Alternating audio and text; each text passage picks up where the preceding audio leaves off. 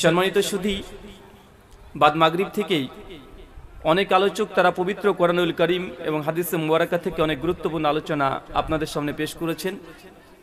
আজকের এই আলোচনা সভার অন্তিম লগ্নে একটা খুবই সংক্ষিপ্ত এবং ছোট্ট বিষয় নিয়ে আপনাদের সামনে আলোচনা করব, বর্তমান প্রেক্ষাপটকে সামনে রেখে। মনে রাখবেন, আল্লাহ সুবহানাহু ওয়া তাআলা এই সৃষ্টি জগৎ সৃষ্টি তিনি অনর্থক করেননি। এর পেছনে আল্লাহ সুবহানাহু ওয়া তাআলার উদ্দেশ্য আছে। মানুষ যেমন কোনো কর্ম কোনো উদ্দেশ্যবিহীন ভাবে করে না, আল্লাহ সুবহানাহু ওয়া তাআলা তিনি কোনো উদ্দেশ্যবিহীন কোনো কর্ম বা কোনো কাজ তিনি করেন না। আমরা প্রত্যেকেই জানি যে আল্লাহ সুবহানাহু ওয়া তাআলার সৃষ্টির উদ্দেশ্য কি। সকলে আমরা এক বাক্যে জানি যে আল্লাহর ইবাদত করা, আল্লাহর আনুগত্য করা, আল্লাহর দাসত্বকে স্বীকার করে নেওয়া, আল্লাহ সুবহানাহু ওয়া তাআলা তাওহীদে রুবিয়াত, উলুহিয়াত, আসমা সিফাতের কাছে নিজেকে সমর্পণ করে দেওয়া, অকাট্য চিত্তে এটাকে মেনে নেওয়ার নাম হচ্ছে এবং উদ্দেশ্যে আল্লাহ সুবহানাহু ওয়া তাআলা আমাদেরকে সৃষ্টি করেছেন। এখন আমাদের কাছে বা সমস্ত মনুষ্য জাতির কাছে বারবার একটা প্রশ্ন জেগে ওঠে যে আল্লাহ সুবহানাহু ওয়া তাআলা যে উদ্দেশ্য, সে উদ্দেশ্য অনুযায়ী আমরা কি কর্ম করছি? হিন্দু বা মুসলমান বলে কথা নয়, কেউ কি আমরা আল্লাহ সুবহানাহু ওয়া তাআলাকে সন্তুষ্টির জন্য সমস্ত কাজ বা কর্ম করি? আমরা তো করি না। আমরা তো নিজেকে সন্তুষ্ট করার জন্য, নিজে ভালো থাকবো, ভালো খাবো, ভালো পড়বো, ভালো জায়গায় অবস্থান করব, এই জন্য আমাদের এই পৃথিবীর যে জীবন আমরা ক্ষণস্থায়ী কয়েকটা জীবন পেয়েছি, কয়েক বছরের জন্য আমরা প্রতিযোগিতা করছি কি করছি না? সুনান আবু দাউদ কিতাবুল ফিতান হাদিস নাম্বার 4299। আল্লাহ নবী আলাইহিস সালাম এই উম্মতকে সামনে রেখে 1400 বছর আগে তিনি একটা প্রফেসি, একটা ভবিষ্যৎবাণী, একটা আলামত বলে গেছেন যে উম্মতের কি হতে পারে এবং কেন উম্মতের এই ঘটনা ঘটবে এবং কিভাবে সমাধান হতে পারে। গোটা বিশ্ব জগতে দেখেন আমরা মুসলিম উম্মাহ আজকে নির্যাতিত, নিষ্পেষিত, লাঞ্ছিত, বঞ্চিত, পদদলিত হচ্ছে কি হচ্ছে না? হচ্ছে না ভাইজান? এটা বেশক কোনো সন্দেহ নেই যে ভারতবর্ষের মাটিতে আমরা এখন অবস্থান করছি, আজ থেকে 200 বছর আগের ইতিহাস যারা আপনারা কমপক্ষে যৎসামান্য পড়েছেন তারাও জানেন এই ভারতবর্ষটাকে গোটা মুসলিমরা 800 থেকে 900 বছর তারা ক্ষমতায় ছিল। গোটা ভারতবর্ষকে তারা ক্ষমতায় তারা অবস্থান করেছিল, গোটা ভারতবর্ষকে তারাই কন্ট্রোল করেছে, তারাই শাসক ছিল। কিন্তু আজকে মাত্র 200 বছর হলো মুসলমানদের কাছে ক্ষমতা নেই। 200 বছরের মধ্যেই আজকে ভারতবর্ষে মুসলিমরা আসলে ভারতের নাগরিক কি নাগরিক না এটা নেই আজকে প্রশ্ন উঠছে না? দেখেন মাত্র 200 বছর, অথচ 800 বছর মুসলমানরা ক্ষমতায় ছিল। 800 থেকে 900 বছর আজকে আপনি ভয়ের মধ্যে আছেন, সংশয়ের মধ্যে আছেন, সবসময় ধুকপুক করছে কখন না জানি মোদিজি আবার যদি ক্ষমতায় চলে আসে, থেকে যায়, এনআরসি আর সিএনএন করে যদি আমাদেরকে এই ভারত থেকে বাইরে বের করে দেয়, বা এরকম ভয় কাজ করছে না আপনার? এটা স্বাভাবিক। সূরা বাকারা 155 নম্বর আয়াত খুলে দেখবেন, আল্লাহ বলেছে মানুষকে আমি পরীক্ষা করব কি দিয়ে? ক্ষুধা দিয়ে। আর কি দিয়ে? ভয় দিয়ে। ভয়। আল্লাহ মুমিনদের অন্তরে ভয় ঢুকিয়ে দিবে, তারা ভয় পাবে অন্যদেরকে দেখে। এই যে ভয়, আজকে ভারতের প্রত্যেকটা মুসলমানের অন্তরে ভয় কাজ করছে, আমার না জানি কি হয়। অথচ 200 বছর আগের ইতিহাস দেখেন, ভারতবর্ষের ক্ষমতায় আমরাই ছিলাম। মুর্শিদাবাদের হাজারদুয়ারি থেকে শুরু করে দিল্লির লাল কেল্লা, কুতুব মিনার, যেখানে দাঁড়িয়ে মোদিজি 26শে জানুয়ারি, 15 ফেব্রুয়ারি মানে আগস্টে পতাকা উত্তোলন করে, ওই লাল কেল্লা ওটা ওই মুসলমানদেরই তৈরি নাই ভাইজান? ভারতের স্বাধীনতা সঙ্গীত প্রথম কারা রচনা করেছিল? সারে জাহাঁ চে আচ্ছা হিন্দুস্তান হামারা, কে? মুসলমান। ভারতের তিরঙ্গার যে রঙের কালার প্রথম কারা প্রস্তাব করেছিল? মুসলমান। সব জায়গাতে মুসলমানদের ছোঁয়া আছে, কিন্তু মাত্র 150-200 বছরের মধ্যে একদম উল্টে গেল। একটা প্রশ্ন আসে না? আপনি বলছেন যে না, ভারতবর্ষে আমরা মুসলমান এখন নির্যাতিত, নিষ্পেষিত, এই জন্য দোষ করে দিচ্ছেন বা দায়ী করছেন কাকে? মোদিজিকে, যোগীকে আর টাকলা অমিতকে, তাই না? এদেরকে তো দোষ দিচ্ছি আমরা, তাই না ভাইজান?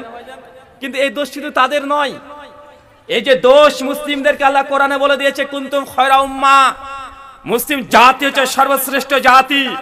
তার আল্লাহ সিফাত বর্ণনা করেছে যে মুসলমান এমন এক জাতের খয়রা উম্মাহ, এই জন্যই যে সৎ কাজে আদেশ করবে, মন্দ কাজে নিষেধ করবে, এই একটা গুণ মুসলমানদের মধ্যে আছে। এই জন্য আল্লাহ বলে দেন খয়রা উম্মাহ। কিন্তু আজকে গোটা বিশ্ব জগতে মুসলিম জাতিকে খয়রা উম্মাহ মনে হয় না নির্যাতিত জাতি মনে হয়? কোনটা মনে হয়? মুসলিম জাতি কোনটা? আজকে নির্যাতিত, নিষ্পেষিত।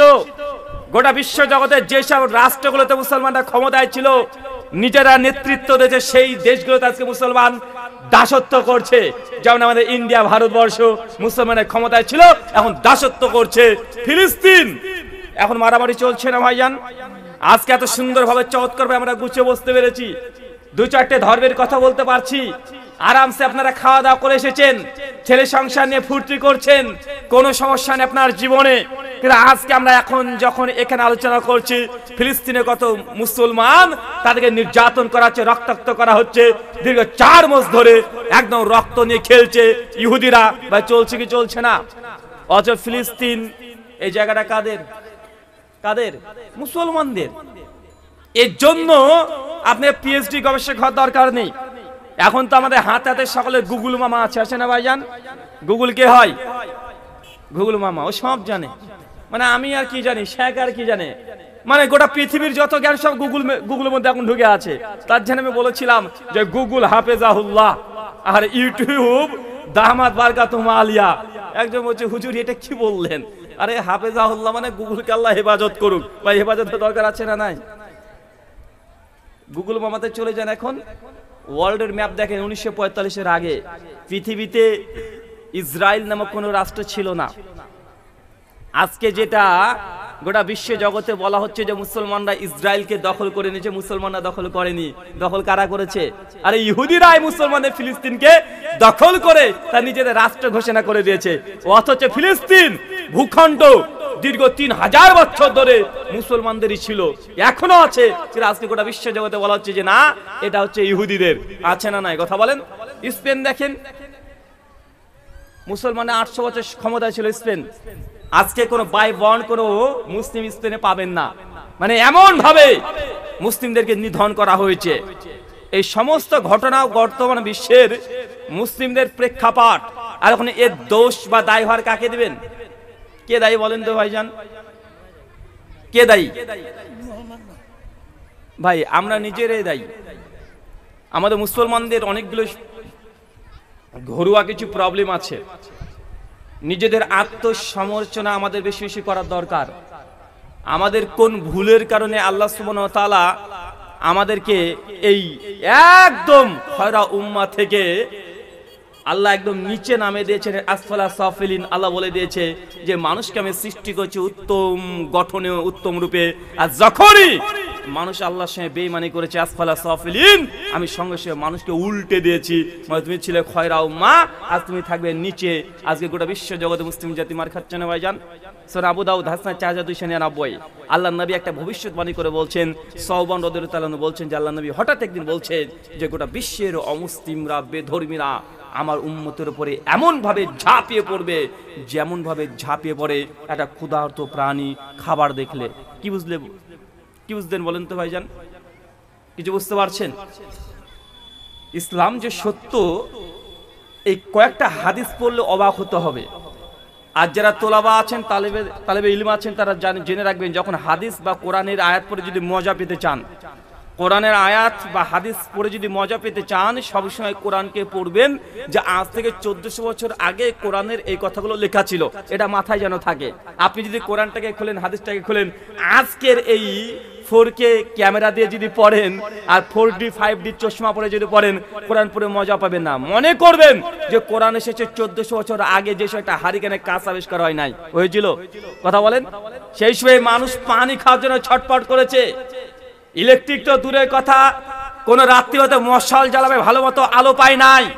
সাইকেল তো দূরের কথা, ভল্টিউ আবিষ্কার হয় নাই। সবচাইতে বড় সেই সময় যানবাহন শুধুমাত্র যৎসামান্য একটা উট।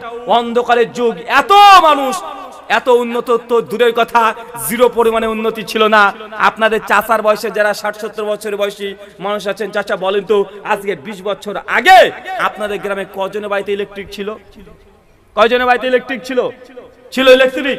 রাত্রিবেলাতে যদি পূর্ণিমা রাত্রি হতো মানুষ অপেক্ষায় থাকতো যে কবে পূর্ণিমা রাত্রি হবে, অপেক্ষায় থাকতো কি থাকতো না? অন্ধকারে রাত্রিতে মানুষ রাত্রি 8টা 9টার দিকে ভয়ে ভীত সন্ত্রস্ত হতো। মানে আজ থেকে 20 বছর আগে যদি আপনাদের এলাকার এমন পরিস্থিতি হয়, 1400 বছর আগে, সেই সময় চিন্তা করতে পারছেন যে কত ভয়ঙ্কর পরিস্থিতি ছিল। বিজ্ঞান টেকনোলজি কোনো কিছু ছিল না। সেই সময়তে আল্লাহর নবী ভবিষ্যৎবাণী করে বলছে যে অচিরেই আমার উম্মতের উপরে চতুর্দিক থেকে পুরো বিশ্বের অমুসলিমরা, বেধর্মীরা আমার উম্মতের উপরে ঝাঁপিয়ে পড়বে। কিভাবে? যেইভাবে ক্ষুধার্ত একটা বাঘ সিংহ খাবার দেখলে ঝাঁপিয়ে পড়ে, আমার উম্মতের উপরে ঝাঁপিয়ে পড়বে। এই হাদিস আজকে বাস্তব প্রমাণ পাচ্ছেন না? পাচ্ছেন? দেখেন, মুসলমান সবার শত্রু। এখন টিভি নিউজগুলো খোলেন, মুসলমান মুসলমান মুসলমান মুসলমান, তাছাড়া কোনো নিউজ আছে? মুসলমান এই করলো, এই করলো, এই করলো। নাস্তিকদেরকে দেখেন, যারা ঈশ্বর বা আল্লাহকে মানে না, না তারা কৃষ্ণকে মানে, না তারা জিজাসকে মানে, না আল্লাহকে মানে, কিন্তু তারা কখনো কৃষ্ণের নিন্দা করে না, কখনো যিশুর নিন্দা করে না। নাস্তিকরা দেখবেন সব সময় শুধু মুসলমানদেরই নিন্দা করে, আল্লাহর নবীর নিন্দা করে। আছে না নাই? কথা বলেন। সব জায়গাতে দেখবেন একটাই টার্গেট, যে মুসলমান। পৃথিবীর অন্য কোনো দেখবেন ধর্মীয় প্রতিষ্ঠানকে এত খারাপ নজরে দেখা হয় না, কিন্তু ভারতবর্ষ নয়, গোটা বিশ্ব জগতে বলছে মাদ্রাসা হচ্ছে সন্ত্রাসের আতর ঘর। বলা হয় কি হয় না? যদি দাঁড়িয়ে, আমি মুসলমান, আমি দাঁড়িয়ে রেখেছি, আমাকে আগে বলবে লাদেন, এ হচ্ছে জঙ্গি। কিন্তু একজন ঠাকুর পণ্ডিত যদি দাঁড়িয়ে রাখে, তাকে মানুষ সম্মান করে। আছে না নাই? আরে মোদিজিরও তো আছে, আছে না ভাইজান? মোদিজি তো আমার সমান প্রায় দাঁড়িয়ে হয়ে গেছে। মাঝে যখন ধ্যান ট্যান করতে গিয়েছিল পাহাড়ে, তখন আমার চেয়ে বড় হয়ে গেছিল। তো মনে হয় যে মুসলমান, আমি পাঞ্জাবি পরি, আমার দোষ, আমাকে জঙ্গি বলে, কিন্তু মোদিজি কিন্তু ঠিকই পড়ে। আছে না ভাইজান? আশ্চর্য! মুসলমানদের যা আছে সব দিক থেকে সমালোচনা। আমাদের মেয়েরা হিজাব পরবে, পর্দা পরবে, এটা কিছু মানুষের বেঁধে যায়। তাদের মেয়েরা উলঙ্গ অবস্থায় চলে যায়, এটা নাকি মডার্নিজম, এটা নাকি আধুনিকতা। ওরা বলছে যে নারীর স্বাধীনতা চাই, নারীর স্বাধীনতা চাই। তো মুসলমান নারীরা যদি বুরখা পরতে চায়, তুমি তার স্বাধীনতা হস্তক্ষেপ করছো কেন? আছে না নাই সমাজে? কথা বলেন। সব জায়গাতে আল্লাহ নবী ভবিষ্যৎবাণী ওটাই করে বলছে, যচিরেই মুসলিম উম্মাকে চতুর্দিক থেকে পৃথিবীর সমস্ত বেধর্মীরা, নাস্তিক হোক আর অমুসলিম হোক, একদম কাঁধে কাঁধ মিলিয়ে আমার উম্মত উপরে ঝাঁপিয়ে পড়বে। যেমন ক্ষুধার্ত বাঘ সিংহ খাবার দেখলে ঝাঁপিয়ে পড়ে, আমার উম্মত উপরে ওইভাবেই ঝাঁপিয়ে পড়বে। বাস্তব প্রেক্ষাপটে এখন সাহাবীরা অবাক, ইয়া রাসূলুল্লাহ, বলেন কি আমরা মুসলমানদেরকে ঝাঁপিয়ে পড়বে? আল্লাহর নবী, সেই সময় কি আমরা মুসলমানরা সংখ্যায় কম থাকবো? আমরা সংখ্যায় কম থাকবো? অমুসলিম বেধর্মীরা কি সংখ্যা অনেক বেশি থাকবে? এই জন্য আমাদের উপরে প্রভাব বিস্তার করবে? আল্লাহ নবী বলছেন, না, সেদিন আমার উম্মত কখনোই কম থাকবে না। উম্মত এত বিস্তীর্ণ হয়ে যাবে, উম্মত গোটা বিশ্ব জগতে ছড়ে ছিড়ে থাকবে। আমার উম্মত বাড়তে বাড়তে এত পরিমাণে বেড়ে যাবে যে গণনা করা সম্ভব হবে না। অন্য হাদিস সহিহ মুসলিমের মধ্যে আছে, কিতাবুল ফিতানের মধ্যে, যে কিয়ামতের একটা আলামত হচ্ছে এটাই, যে ইসলাম প্রত্যেক কাঁচা বাড়ি থেকে পাকা বাড়ি, প্রত্যেক ঘরে ঘরে ইসলাম প্রবেশ করবে। সে আফ্রিকার জঙ্গল হোক, পাকা বাড়ি হোক আর কাঁচা বাড়ি হোক, ইসলাম প্রবেশ প্রত্যেকটা জায়গায় যতক্ষণ না করবে, ততক্ষণ পর্যন্ত আল্লাহ কিয়ামত সংগঠিত করবে না। আল্লাহ নবী বলছেন, আমার উম্মত এত পরিমাণে বাড়বে, বাড়তে বাড়তে বাড়তে গণনা করে শেষ করা সম্ভব হবে না।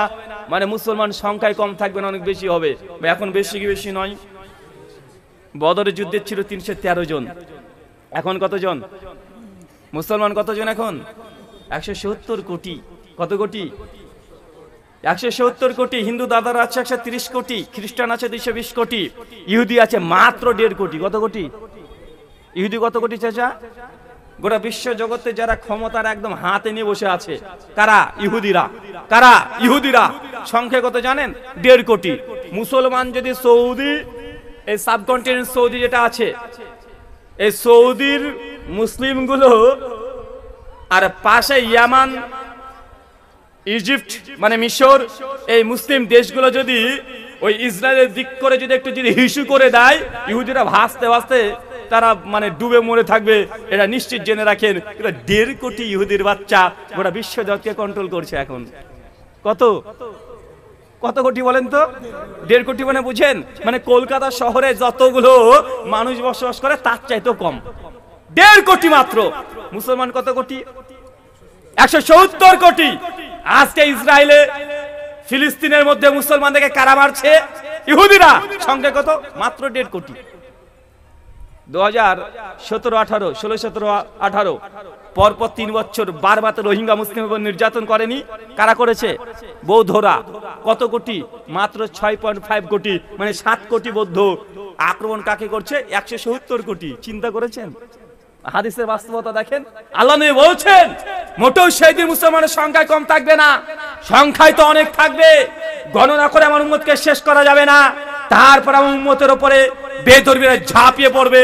আজকে দেখেন ঝাঁপিয়ে পড়ছে। সাহাবীরা যখন অবাক হয়ে গেলেন তখন আল্লাহ নবী বলছেন সেই সময়তে দুটো কারণে মুসলিম জাতির অধঃপতন, মুসলিম জাতি নির্যাতিত। এক, আমার উম্মত এই নির্যাতিত হওয়ার কারণ হবে হুব্বুদ দুনিয়া, আমার উম্মত দুনিয়ার প্রেমে হাবুডুবু খাবে। এটা হচ্ছে মূল কারণ। কি কারণ? কোন কারণ চাচা? চাচা মার খাচ্ছেন কেন বলেন তো? কেন আপনার এই এনআরসি নিয়ে এত ভয় ভেতর ধুক ধুক ধুক ধুক করছে? কারণ দুনিয়ার প্রতি ভালোবাসা, দুনিয়ার মোহাব্বত, যা করবেন দুনিয়ার জন্য। আজকে আমি বড় বক্তা হয়েছি, আমি আরো বড় বক্তা হতে চাই। আমি ভালো করে আলোচনা করতে চাই, আপনাদের মনোরঞ্জন করতে চাই, আপনাদের কাছে বুঝাতে চাই দেখো আমি কত বড় বক্তা, দুনিয়াকে দেখানোর জন্য। এটা আমার মধ্যেও আছে। একজন আলেম ভালো আলেম হওয়ার চেষ্টা করছে যে সবচেয়ে বড় আমি আলেম হব। একজন ব্যক্তি ভালো করে কিরাত করছে যে আমার কিরাত সবচেয়ে প্রতিযোগিতা। দুনিয়ার প্রতি চ্যালেঞ্জ চলছে কি চলছে না কথা বলেন? দুনিয়ার উপরে প্রতিযোগিতা। আলেম থেকে সাধারণ মানুষ কেউ বাকি নাই, কেউ বাকি নাই। আল্লাহ নবী এটাই ভয় করছেন যে আমার উম্মতকে ধ্বংস করবে।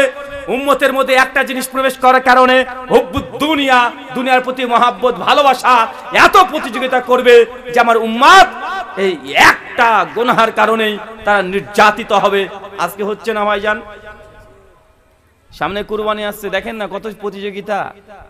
কুরবানি যে ইবাদত মানুষ ভুলে গেছে। কুরবানি ইবাদত মনে আছে মানুষের? কুরবানি ইবাদত এটা মানুষ ভুলে গেছে। ভাবছে যে কুরবানি করব, মেয়ের তো বিয়ে দিয়েছি, এখন কুরবানি যদি করি ছাগল তো সম্ভব হবে না মাংস ঠিক ঠিক বন্টন করা, এই জন্য গরু দিতে হবে। গোটা দেবে না, 3 ভাগ দেবে। কেন? ছাগল দিলে 10 কিলো মাংস হতো, গরু যদি ওই টাকা দিয়ে দিই তাহলে কমপক্ষে 25 কিলো পাবো, ভাগটা একটু বেশি হবে। বা আছে না নাই কথা বলেন? মানে দুনিয়াকে সন্তুষ্ট করা। 7 ভাগা কুরবানি হবে কি হবে না এ মশলা অনেক পরে। গোটা যদি গরু একাই একটা না 10টা যদি আপনি কুরবানি দিয়ে দেন, তারপর আল্লাহ আপনার এই কুরবানি কবুল করবে কি করবে না এর কোনো নিশ্চয়তা আছে চাচা? আছে। সূরা মায়দা পড়বেন 28-29 নম্বর আয়াত। পৃথিবীর প্রথম কারা কুরবানি করেছিল? নবী আদমের সন্তান হাবিল আর কাবিল, 2 ভাই, তারা দুজনই কুরবানি করেছিল। আল্লাহ এক ভাইয়ের কুরবানি কবুল করেছে, এক ভাইয়ের করেনি। তার মানে আপনাকে বুঝতে হবে আপনি কুরবানি করলে 7 ভাগা হোক আর 7 খানে একাই হোক, আল্লাহ যে গ্রহণ করবে এর কোনো নিশ্চয়তা নাই। আছে? কেন? আপনি দুনিয়াকে নিয়ে ব্যস্ত আছেন। নামাজ পড়ে না কুরবানি করার জন্য মাতব্বরি করছে। আরে নামাজ হচ্ছে ফরজ, কুরবানি ফরজ। আহলে হাদিসদের মানহাজ অনুযায়ী কুরবানি হচ্ছে এটা একটা সুন্নাহ, এটা সুন্নাহ। হানাফিদের নিকটে যার সামর্থ্য আছে তার জন্য ওয়াজিব। আহলে হাদিস এবং শাফি, হাম্বলি, মালিকি প্রত্যেকের নিকট হচ্ছে কুরবানি হচ্ছে মুস্তাহাব। সামর্থ্য আছে তারপরে কেউ যদি একবার যদি কুরবানি না দেয় সে যে গুনাহ কাবিরা করলো, এই ফতোয়া তার উপরে জারি হবে না। কিন্তু কেউ যদি একবার নামাজ যদি ত্যাগ করে দেয়, নামাজ যদি না পড়ে, সে কি মুসলমান? সে মুসলিম কিতাবুল ঈমান হাদিস না 253। আল্লাহ নবী বলছেন মান তারাকা সালাতা মুতাম্মাদান ফাকাদ কাফারা। যে ব্যক্তি ইচ্ছাকৃত নামাজকে ত্যাগ করে দিয়েছে ব্যক্তি কাফের হয়ে গেছে। চাচা কি হয়ে গেছে বলেন তো? আরো জোরে বলেন। অপরাধ, সে নামাজ পড়েনি এই জন্য কাফের। কেমন কাফের? টাটকা একদম মোদিজির মতো। হাদিসে আছে, আপনি ভাবছেন আমি এমনি বললাম। তাবরানী আওসাত হাদিস নাম্বার 18160। আল্লাহ নবী বলছেন যারা দুনিয়াতে নামাজ পড়েনি তাদের কিয়ামতের মাঠে হাসর হবে। 1 নম্বরে ফেরাউন। ফেরাউনের ছোট ভাইকে বুঝতে পারলেন না ভাইজান? মানে আপনি ফেরাউনকে হয়তো চিনতে পারবেন না। ফেরাউনের ব্যাপারে যখন আপনি যদি বলতে শুরু করে দিই তাহলে ফেরাউনকে হয়তো আপনি চিনবেন না। তো জেনে রাখেন ফেরাউন এত বড় বদ মানুষ, এত বড় খাটাস, এত বড় বদমাশ, এর সমকক্ষ পৃথিবীতে মানুষ আর আসবে কি আসবে না এটা বলতে পারবেন না। তো মোদিজি এর কাছে বাচ্চা। আল্লাহর নবী বলছেন যে ব্যক্তি দুনিয়াতে সালাত আদায় করেনি, নামাজ পড়েনি, এই ব্যক্তির হাসর হবে ফেরাউনের সঙ্গে, হামানের সঙ্গে, নমরুদের সঙ্গে। এখন আপনি যে কোন কোয়ালিটির কাফের এখন কি আপনি বুঝতে পারছেন? এই হাদিসে তো নবী বললেন যে নামাজ পড়ে না সে কুফরি করেছে, কাফের হয়ে গেছে। কোন কোয়ালিটির কাফের? উম্মত আপনি কার হবেন? ফেরাউনের, হামানের, নমরুদের। এখন আপনি আর গতি কি বুঝতে পারছেন? কিন্তু আমরা নামাজকে পড়াকে মনে করছি এটা বাই চুজ, ইচ্ছে হলো পড়লাম, ইচ্ছে হলো পড়লাম না। আছে না? নাই কথা বলেন। আরে নামাজ যদি না পড়ে, শেখ সালেহ আল হোসেইন বলছেন তারকুস সালাহ পৃষ্ঠা নম্বর 28, কোন ব্যক্তি যদি নামাজ না পড়ে, এই ব্যক্তি যদি মারা যায়, মুসলমানদের গুরুস্থানে কবর দেওয়া জায়েজ না। কথা বুঝতে পারলেন না ভাইজান? কারণ তুমি আল্লাহর জন্য কোনোদিন মসজিদে নামাজ পড়োনি, তুমি মারা গেছো, তোমার জন্য নামাজ কিসের? শেখ সালেহ আল হোসেইন এই কথা পর্যন্ত বলেছে যারা 5 ওয়াক্ত নামাজ পড়ে না, জুমার নামাজ পড়ে, জুমার নামাজ, এই ব্যক্তি যদি মারা যায় তাহলে এই ব্যক্তি জানাজা করবে জুমার মুসল্লি। মানে খুঁজতে হবে কে রে শুধু জুম্মাতে আসতো, ওরকম একটা মুসল্লি ধরে দাঁড় করে দিত যে তুই নামাজ পড়িয়ে দে। কেন হে জুমাতে আসতো? যে মারা গেছে ও জুমাতে আসতো। এরা শেখ সালেহ আল হোসেইন তিনি এত কঠিন ভাবে বলেছে, আপনাকে আমি বুঝাতে পারছি না যে এটা। ভাইজান মনে রাখবেন, আপনি আল্লাহ সুবহানাহু ওয়া তাআলার বিধান কে যদি উল্লঙ্ঘন করেন, আল্লাহ আপনার পরে আযাব নিয়ে আসবে নিশ্চিত। পৃথিবীতে এর আগে অনেক বড় বড় জাতিকে আল্লাহ সুবহানাহু ওয়া তাআলা নিঃশেষ করে দিয়েছে, ধ্বংস করে দিয়েছে। কারণ আল্লাহ সুবহানাহু ওয়া তাআলার সঙ্গে ওয়াদা করে আল্লাহ সুবহানাহু ওয়া তাআলার ওয়াদাকে লঙ্ঘন করেছে বা ধ্বংস করেছে কি করে নাই? কত জাতিকে আল্লাহ ধ্বংস করে দিয়েছে, কত জাতিকে। সবচেয়ে বড় জাতি যারা ছিল ইহুদি জাতি। কারা? আল্লাহ নিয়ামত প্রাপ্ত জাতি সবচেয়ে বেশি বড় জাতি কারা ছিল? ইহুদিরা। এই জন্য ইহুদিদের মধ্যে আল্লাহ সবচেয়ে বেশি নবী দিয়েছিলেন। বনি ইসরাইল, বনি ইসরাইলের মধ্যে যত কোরআন মাজিদে যত আয়াত আছে, যত হাদিস আছে, সবগুলো ভালো করে খুলে দেখেন। দুনিয়াতে যত নবী এসেছে তার সিংহভাগ নবী সব বনি ইসরাইলের মধ্যে এসেছে। মুসা, ঈসা, দাউদ, সুলাইমান, যা দেখবেন কাদের জন্য এসেছিল? ইহুদি খ্রিস্টান এই গোত্রগুলোতে এসেছিল। এত বড় জাতি যারা নিয়ামত প্রাপ্ত, কিন্তু আল্লাহ সুবহানাহু ওয়া তাআলার সঙ্গে আদেশ লঙ্ঘন করার কারণে আজকে থেকে পথভ্রষ্ট গোমরা করেছে কি করে নাই? করেছে। মুসলমান আমরা একই পথে হাঁটছি। আল্লাহ সুবহানাহু ওয়া তাআলা আমাদেরকে বোঝার তৌফিক দান করে, সকলে বলি আমিন। ভাই বলেন তো, নির্যাতিত হওয়ার কারণ কি বললাম? হুব্বুদ দুনিয়া, দুনিয়ার প্রতি মহব্বত, ভালোবাসা, যা করব দুনিয়ার জন্য। আরে ছেলে এখন বিয়ে করছে তাও দুনিয়ার প্রতি। বিয়ে করা যে ইবাদত এটা আপনারা ভুলে গেছেন। আচ্ছা কেউ কি মনে করেন, আচ্ছা কারা কারা বিয়ে করেন একটু হাত তোলেন তো দেখি। হ্যাঁ, হাত নামান। চাচা, বিয়ে করা ইবাদত আপনার কখনো মনে হয়? মানে আপনি যে আপনার মেয়ের বিয়ে দিবেন এটা একটা ইবাদত, এটা আপনি কখনো মনে করেন যে বিয়ে দিচ্ছে এটা আমি ইবাদত? মানে আপনি যখন হজ করতে যাচ্ছেন এটা মনে হয় না এটা একটা ইবাদত? হজ করাটা, যখন নামাজ পড়তে যাচ্ছেন এটা ইবাদত মনে হয় না? রমজান যখন সিয়াম পালন করছেন এটা ইবাদত মনে হয় না? কিন্তু আপনি মেয়ের যখন বিয়ে দিবেন, এই বিয়ে দেওয়াটাও যে একটা ইবাদত, এটাকে আপনি জানেন? আপনি জানেন না। সহিহ বুখারী 563 নম্বর হাদিস, আল্লাহ নবী বলছেন নিকাহু মিনাস সুন্নতি ফামান রাগিবা সুন্নতি ফালাইসা মিন্নি। বিয়ে হচ্ছে আমি নবীর সুন্নাহ। আর যে ব্যক্তির সামর্থ্য আছে তারপরে সে বিবাহ করে না করে বৈরাগ্য পোষণ করেছে, ফালাইসা মিন্না, তারা আমাদের দলভুক্ত না। অত বিয়ে করা এটা নবীর সুন্নাত কি সুন্নাত নয়? মনে রাখবেন, ফিকহি ভাষাতে সুন্নাত আর হাদিসের নবীর সুন্নাত বলার মধ্যে পার্থক্য আছে। হাদিসের নবীর সুন্নাত মানে এটা ওয়াজিব। এটা কি কথা বলেন? যখন নবী হাদিসের সুন্নাত ব্যবহার করছে, এই সুন্নাত এটা তাগিদ দিয়ে ওয়াজিবের দরজায় পৌঁছায়। ফিকহের পরিভাষায় সুন্নাত মানে না করলে গুনাহ হয় না। কিন্তু ফিকহ সুন্নাত আর হাদিসের সুন্নাতের মধ্যে এর মধ্যে পার্থক্য আছে। কথা কি বুঝতে পারছেন? নবী বলছে যে ব্যক্তির সামর্থ্য আছে যদি বিবাহ না করে সে আমাদের দলভুক্ত না, মানে আমার উম্মতের অন্তর্ভুক্ত না। এখন বিয়ে করা তার মানে বোঝা গেল ইবাদত। এখন আপনি বিয়েটা ইবাদত মনে করে কি করেন? যদি করতেন তো আপনার বাড়িতে বিয়ের আগে 3 দিন ধরে ডিজে কেন বাজে? ডিজে বাজে না? ডিজে বাজে। আপনি কি মনে করছেন চাচা আপনার মেয়েটাকে আল্লাহকে নারাজ করে দিয়ে নিজের মনের বাসনা পূর্ণ করার জন্য ডিজে বাজিয়ে, গান বাজিয়ে, নোংরামি করে, লাইটিং করে, আলোকসজ্জা করে, নোংরামি বেহায়া নোংরামি করে আল্লাহকে বেজার করে দিয়ে আপনার মেয়েকে অচেনাটা ছেলের হাতে তুলে দিচ্ছেন, আপনার মেয়েটা সুখে শান্তিতে থাকবে আপনি মনে করছেন? না। বিয়ের পূর্বে যদি আল্লাহকে নারাজ করে দেন আপনার মেয়ে নিশ্চিত আপনি জেনে রাখেন সে সুখে শান্তিতে বসবাস করতে পারবে না। আপনার মেয়ের ডিভোর্স হবে না তো কার মেয়ের ডিভোর্স হবে? বিয়ের আগে তো আপনি আল্লাহকে কত জায়গায় যে নারাজ করে দেন, কত জায়গায় যে করেন, এর কোনো হিসেবই নাই। বিয়ে ঠিক কেবল হয়েছে যে ছেলের সঙ্গে বিয়েটা দেবো, এই ছেলের সঙ্গে ডেটটা কেবল ঠিক হয়েছে, অমনির সঙ্গে সে ছেলেপক্ষ বলছে আচ্ছা ঠিক আছে তাহলে আপনার মেন নাম্বারটা দেন। এখন মেন নাম্বারটা নিয়ে গিয়ে সারা রাত গল্প করছে, ভিডিও কল করছে, আছে না নাই কথা বলেন, মনে করছে যে বিয়ে হয়ে গেছে। আরে বেটা, যতক্ষণ পর্যন্ত হিজাব কবুল না হচ্ছে, অন্য পর পুরুষ পর মেয়ে যেমন নারী, ঠিক এই মেয়েটা তোমার জন্য কথা বলাটাও জায়েজ নয়। ভিডিও কল তো অনেক দূরের কথা, কিন্তু বর্তমান সমাজে চলছে কি চলছে না? মা আবার বলে এই জামাই ফোন করেছে, বিয়েই হয়নি এখনো, আছে না ভাইজান? বাপ মেয়েকে মোবাইল কিনে দিচ্ছে যে তো বিয়ে ঠিক হয়ে গেছে, জামাই এখন ফোন করবে, এখন ভিডিও কল কথা বলতে হবে। জি বলুন। বাংলাদেশে আমি বাংলাদেশে ছিলাম, আরো মুসলমান আছে আমার কাছে, ঠিক আছে রেখে দেন, বসতে আপনাকে জাস্ট এতটা বলছি যে বিয়ে যে ইবাদত, বা ছেড়ে দেন, বিয়ে করা যে ইবাদত ভাই, এটা মানুষ মনে করছে যদি বিয়ে হচ্ছে শুধু নিজের যৌন চাহিদা পূরণ করার জন্য নয়, বিয়ে হচ্ছে আরবিতে বলা হয় নিকা। নিকা মানে হচ্ছে বাইন্ডিং করা, বেঁধে দেওয়া। বিয়ে শুধুমাত্র দুই ছেলে মেয়ের বিয়ে হয় না, বিয়ে হচ্ছে দুটো পরিবারের বিয়ে। কথা কি বুঝতে পারছেন? শুধু ছেলে মেয়েটাকে বিয়ে করছে এমনটা নয়, মেয়েটার যখন বিয়ে দিচ্ছেন তখন ওই মেয়েটা ছেলেটার মাটাকে মা বলতে হচ্ছে, ছেলেটার বাবাকে বাবা বলতে হচ্ছে, তার পরিবারকে নিজের পরিবারের মতো গঠন করে নিতে হচ্ছে। এক গ্রাম থেকে আরেক গ্রামে চলে যাচ্ছে, এটা বাইন্ডিং, খুব সূক্ষ্ম বিষয়, খুব সেন্সিটিভ জায়গা। কিন্তু বিয়েটাকে আজকে সবচেয়ে আমরা এনজয় জায়গা করে নিয়েছি। বিয়ে মানে শুধু যৌন চাহিদা পূরণ করা উদ্দেশ্যে আমরা বিয়ে করছি।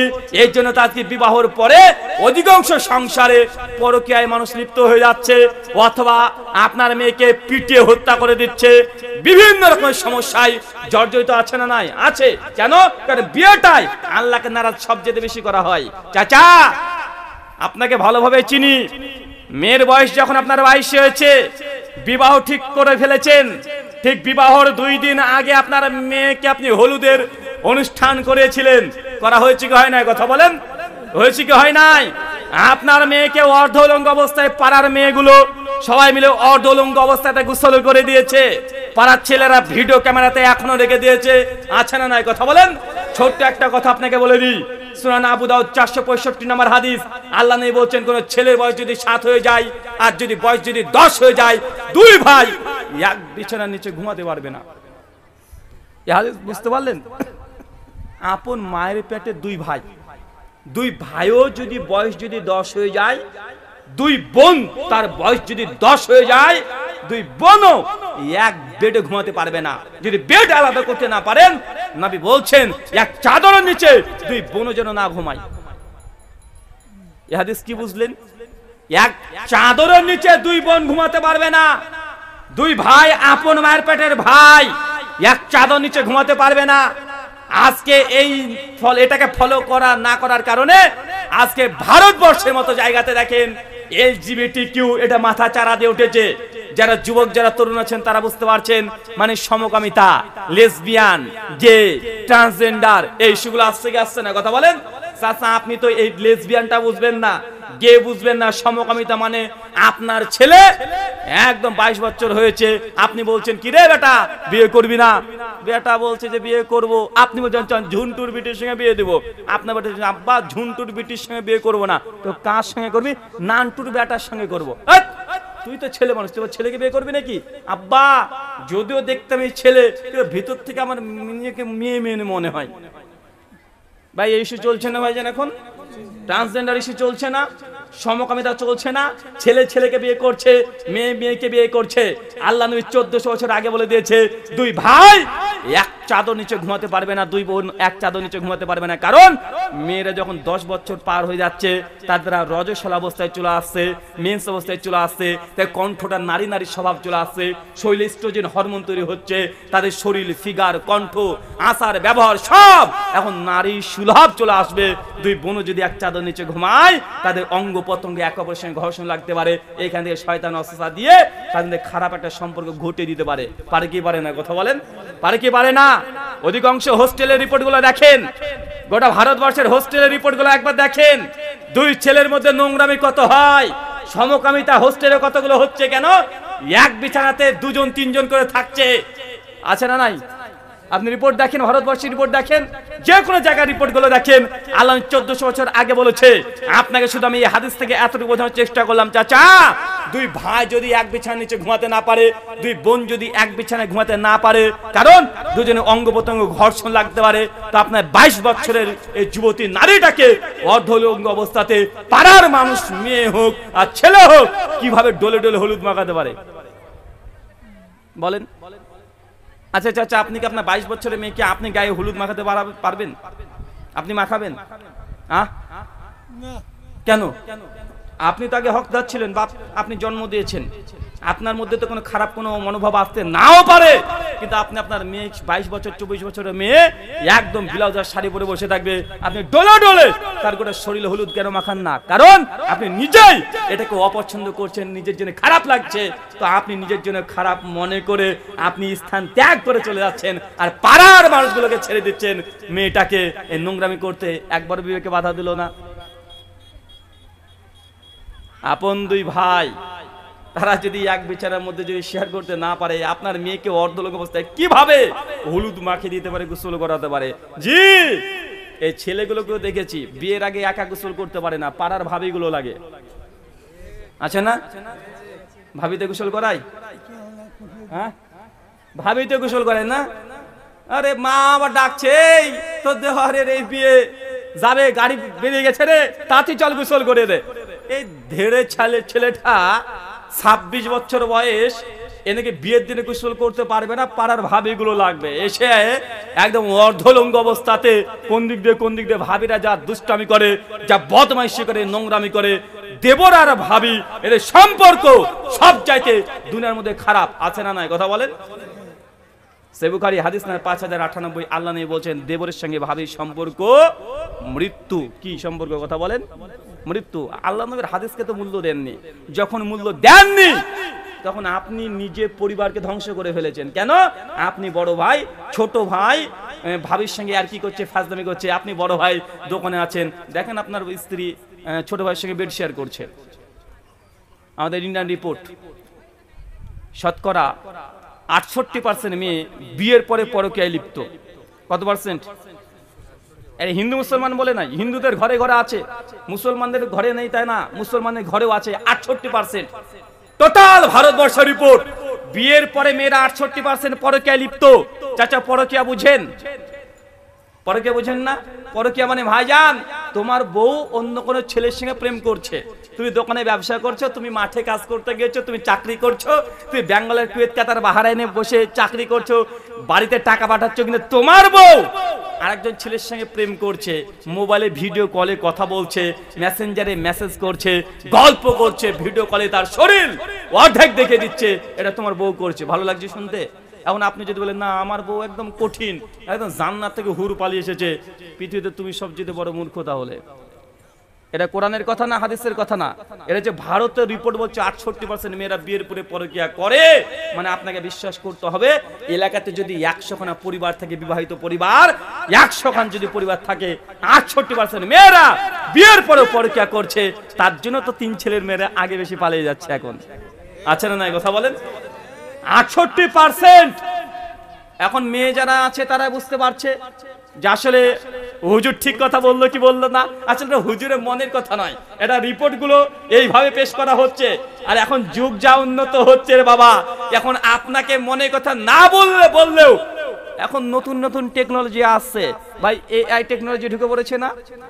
এআই সম্পর্কে ধারণা আছে? চ্যাট জিপিটি সম্পর্কে ধারণা আছে? চ্যাট জিপিটি যত ছাত্র আছে তাড়াতাড়ি দ্রুত শিখতে হবে। চ্যাট জিপিটি যদি না শেখো 5 বছর পর তুমি মূর্খ জগতে বসবাস করবে।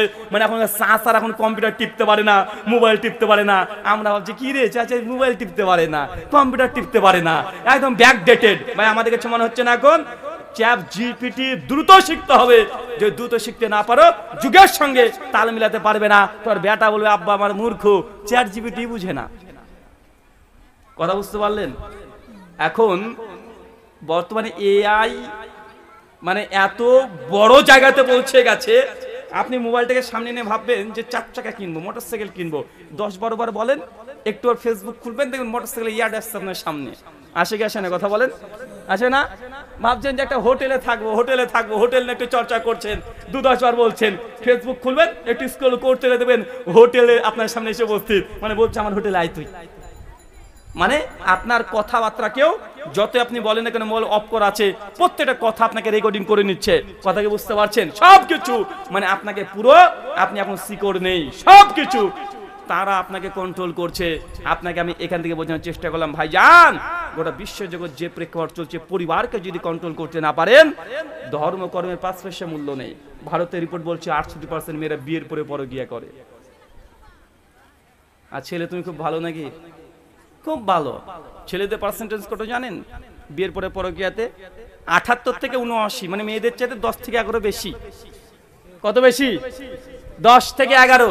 মেয়েরা এসেছে গল্প করছে, ও নিজের মতো গল্প করছে, কিন্তু বুঝতে পারছে না যে ওর স্বামী ওকে বাদ দিয়ে যে প্রেম করছে। বউকে ফোন করে না, অন্য মেয়েকে ফোন করে গল্প করে, সারাদিন আই লাভ ইউ বলছে, গল্প করছে, হোয়াটসঅ্যাপে মেসেজ করছে, ইমো করছে, ভিডিও কল করছে। ওরা যদি মনে করে, মেয়েরা মনে করে আমার স্বামী তো খুব ভালো, যতই বলুক, তারপর 78-79% মোটো কম না।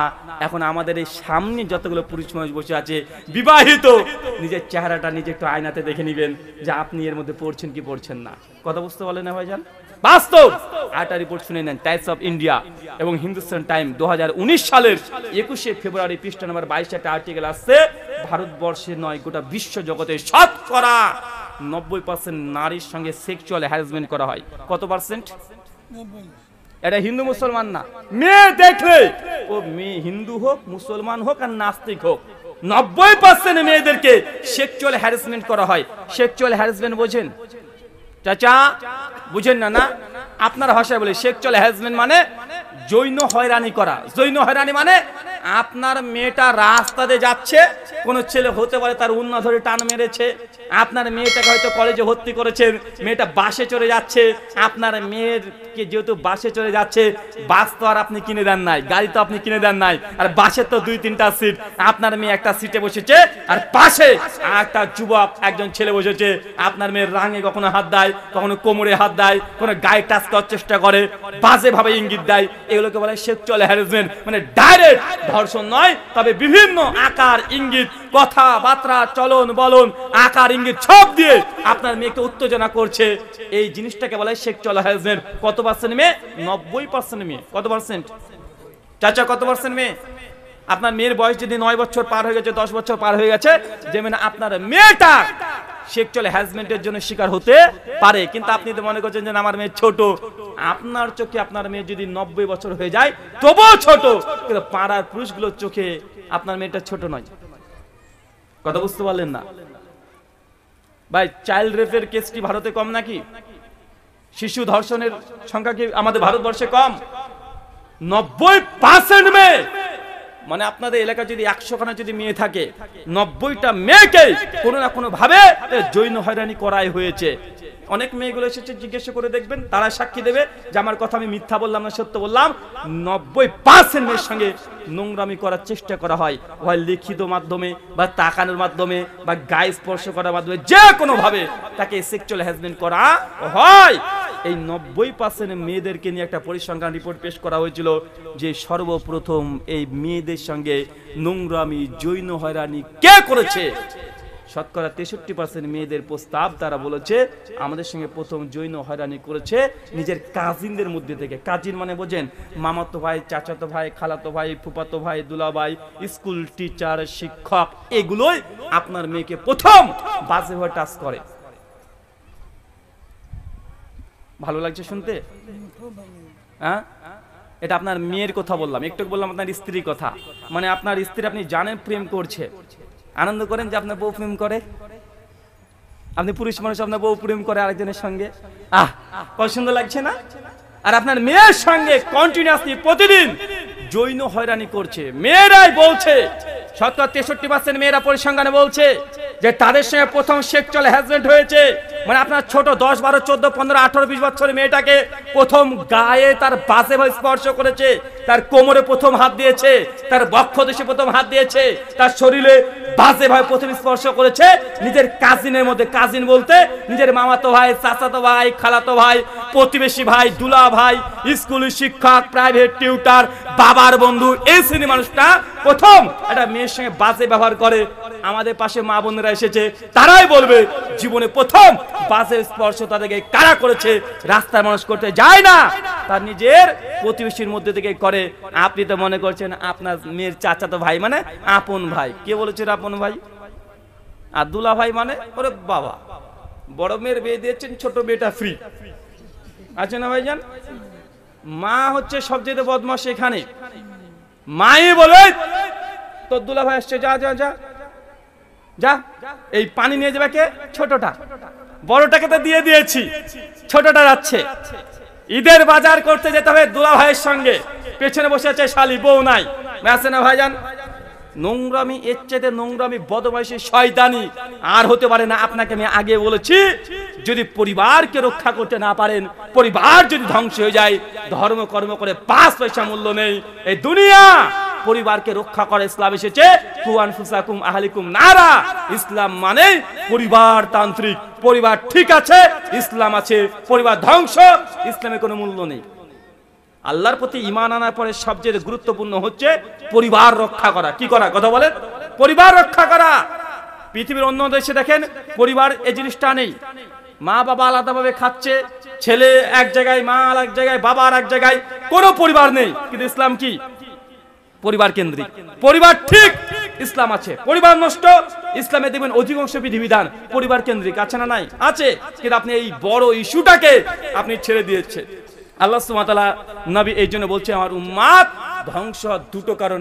এক, হুব্বুদ দুনিয়া, দুনিয়ার প্রতি ভালোবাসা, দুনিয়ার প্রতি প্রেম, ভালোবাসা, মহব্বত যা করবে দুনিয়ার জন্য। দেখছে মেয়েটা দাওরা পাস করেছে, একদম ভালো রেজাল্ট, সব দিক থেকে ঠিক আছে, ছেলেটাও নামাজ পড়ে, কিন্তু বিয়ে করতে যাবে মেয়েটাকে দেখেছে সবকিছু ঠিক আছে, মেয়েটা দেখতে কালো, সঙ্গে সঙ্গে ছেলেটা বিয়ে করছে না, ঘুরে চলে আসে, না বিয়ে করা যাবে না, কি কালো বা আছে না নাই? কথা বলেন, কি প্রাধান্য দিয়েছেন? দিন না দুনিয়া?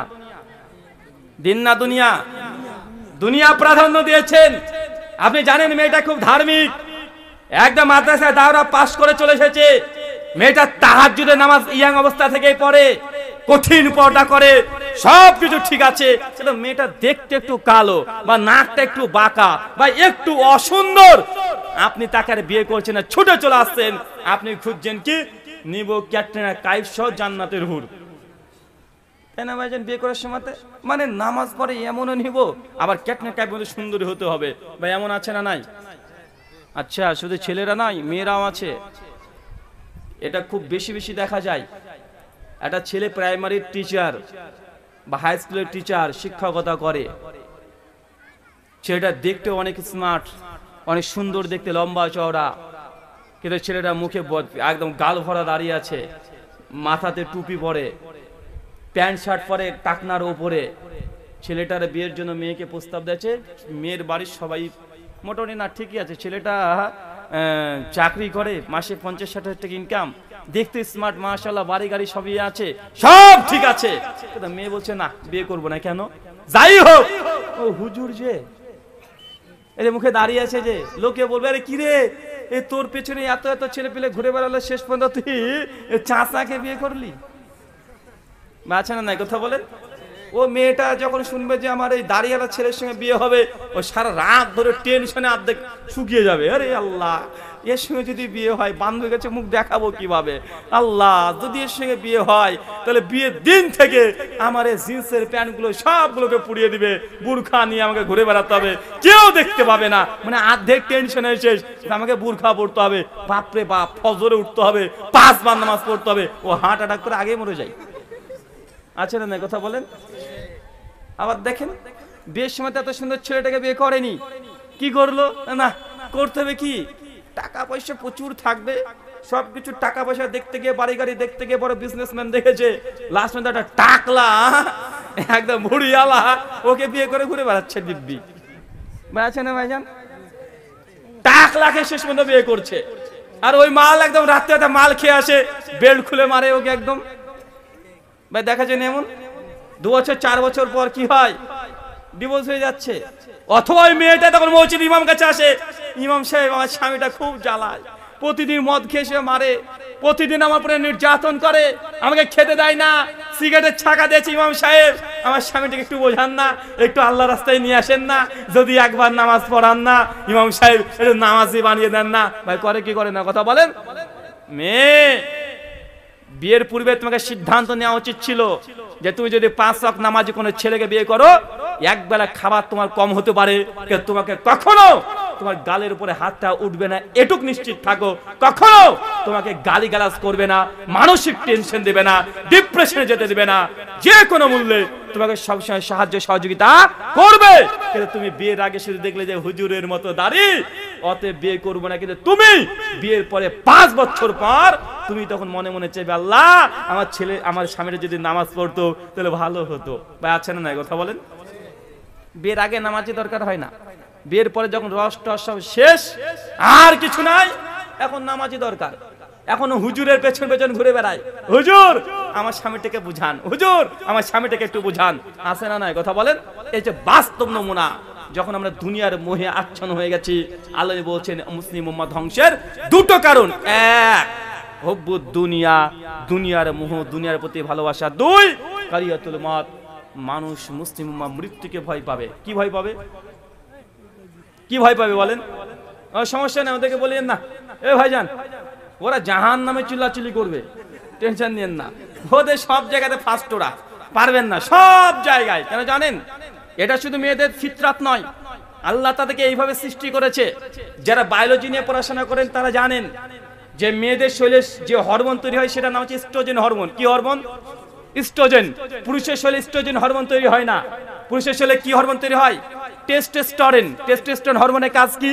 পুরুষের শরীরে যখন টেস্টোস্টেরন হরমোন তৈরি হবে তখন গলাটা একটু মোটা মোটা হয়ে যাবে, হাতের পেশিটা চলে আসবে, ঝুঁকি নিতে বেশি পছন্দ করবে, দূরদর্শিতার চিন্তা করতে বেশি পারে। নারীর শরীরে এই টেস্টোস্টেরন হরমোন তৈরি হয় না, কি হয়? Estrogen hormone. এই হরমোনের কাজ কি? সন্দেহ করা। কি করা?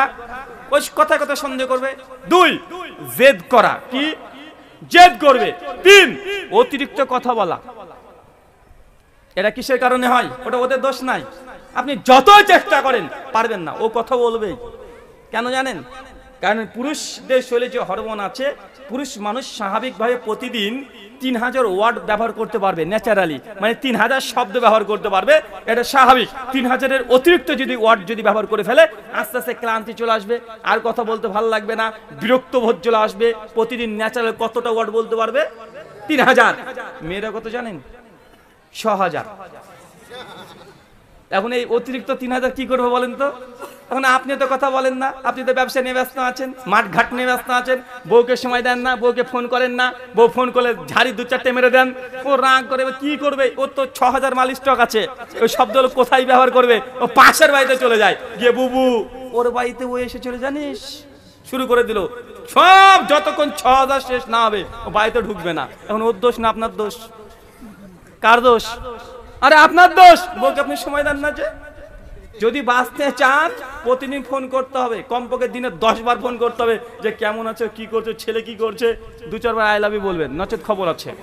এখন আপনি যদি বউকে যদি আই লাভ ইউ বলতে যদি লজ্জা পান, মেয়ে মানুষ আর একজন পুরুষের কাছ থেকে আই লাভ ইউ শোনার জন্য উৎপেতে বসে আছে, আর একজনকে ফোন করবে, ও আই লাভ ইউ বলবে, ওকে বারবার ফোন শুরু করে দিবে, কিচ্ছু কর না, এটা বাস্তব, এটা ন্যাচারাল, এটা কেউ পারবে না।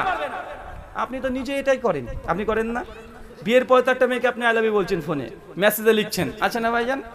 হ্যাঁ, কারা কারা বিয়ের পরে এই কাজ করেন? এটা হাত তোলেন তো, ফজিলতপূর্ণ কাজটা কারা কারা করেন? হ্যাঁ, কেউ নাই? আরে সর্বনাশ, সব আল্লাহর ওলি রে ভাই, সব জান্নাত থেকে পালিয়ে এসেছে, এখানে ওয়াজ করতে ডাকেন কেন? সবগুলো আল্লাহর ওলি এখানে, এ থেকে নতুন করে আবার ওলি বানাতে হবে নাকি? আপনাকে আমি জাস্ট বলছি যে মেয়েদেরকে আল্লাহ নবী এই জন্য বলেছে যে মেয়েরা হচ্ছে বাঁকা হাড়ের তৈরি, তাই বেশি সোজা করতে যেও না, সোজা করতে গেলে ভেঙে যাবে। আর যদি ফায়দা নিতে চাও, এই বাঁকা হাড়ের উপরে মেসেজ করো, মালিশ করো, হাত বোলাও, ও বাঁকা সোজা করবে, ও ভেঙে যাবে। মানে ওর সঙ্গে বেশি মাতব্বারি করতে যাবেন না। মাতব্বরি করতে হলে আপনার ভাগ্যে কষ্ট আছে, একদম রাতকে দিন বানিয়ে দিবে। কেন? কারণ শরীর এইভাবে তৈরি করে দিয়েছে, ফিতরাত এমনটাই, ইস্ট্রোজেন হরমোন এটাই কাজ যে সন্দেহ করবে। তার জন্য চাচা আপনার বয়স 70 হয়ে গেছে, আপনি যদি পাড়ার যদি বল্টু দাদির সঙ্গে গল্প করেন, চাচি কিন্তু দূর থেকে দেখছে, বাড়িতে ঢুকবেন, কি গো বল্টির দাদির সঙ্গে কি করছিল? ও বুড়ো তো বয়সে তোমার ভিমনিতে ধরছে না, এখনো তোমার লুচ্চে মিঠাইনি ভাই, বলে কি বলে না কথা বলেন, মানে বলবে, মানে সন্দেহ মরা পর্যন্ত সন্দেহ করবে আপনাকে। এটা তো ফিতরাত, কিচ্ছু করা নেই, অতিরিক্ত কথা বলবে, এটা ফিতরাত, জেদ করবে, এটা ফিতরাত, হরমোন এইভাবে তৈরি হয়েছে। কথা বুঝতে পারছেন না ভাইজান? আচ্ছা, বিয়ে কারা কারা করেছেন একটু হাত তোলেন। আপনারা করেছেন না? হাত নামিয়ে দেন। তাহলে মনে রাখবেন, একটা জাস্ট উদাহরণ বলি যে এদের জেদ কেমন। মেয়েদের জেদের উপরে বেশি বাড়াবাড়ি করতে যাবেন না। ধরেন আপনার স্ত্রী বাপের বাড়ি থেকে আজকে এসেছে আপনার বাড়িতে, ঠিক আছে, এসে রাত্রিবেলাতে আপনার স্ত্রী আপনার কানে কাছে এসে ফুসফুস করে আগে বলবে, শোনো আমি কিন্তু কুরবানি দিয়ে পরে আবার যাব। এখন আপনি যদি দেখেন আজকে তুমি আসলে আবার 1.5 মাস না হতে তুমি যাবে, যদি গরম যদি একবারে নিয়েছেন, তা জেনে রাখবেন এই যে 1.5 মাস থাকবে না বাড়িতে, এখন 1.5 মাস আপনার বাড়িতে আগুন জ্বলবে, এখন একদম আগুন, সব সময় ঝামেলা এক চললো, মনে ভুলতে পারবে না।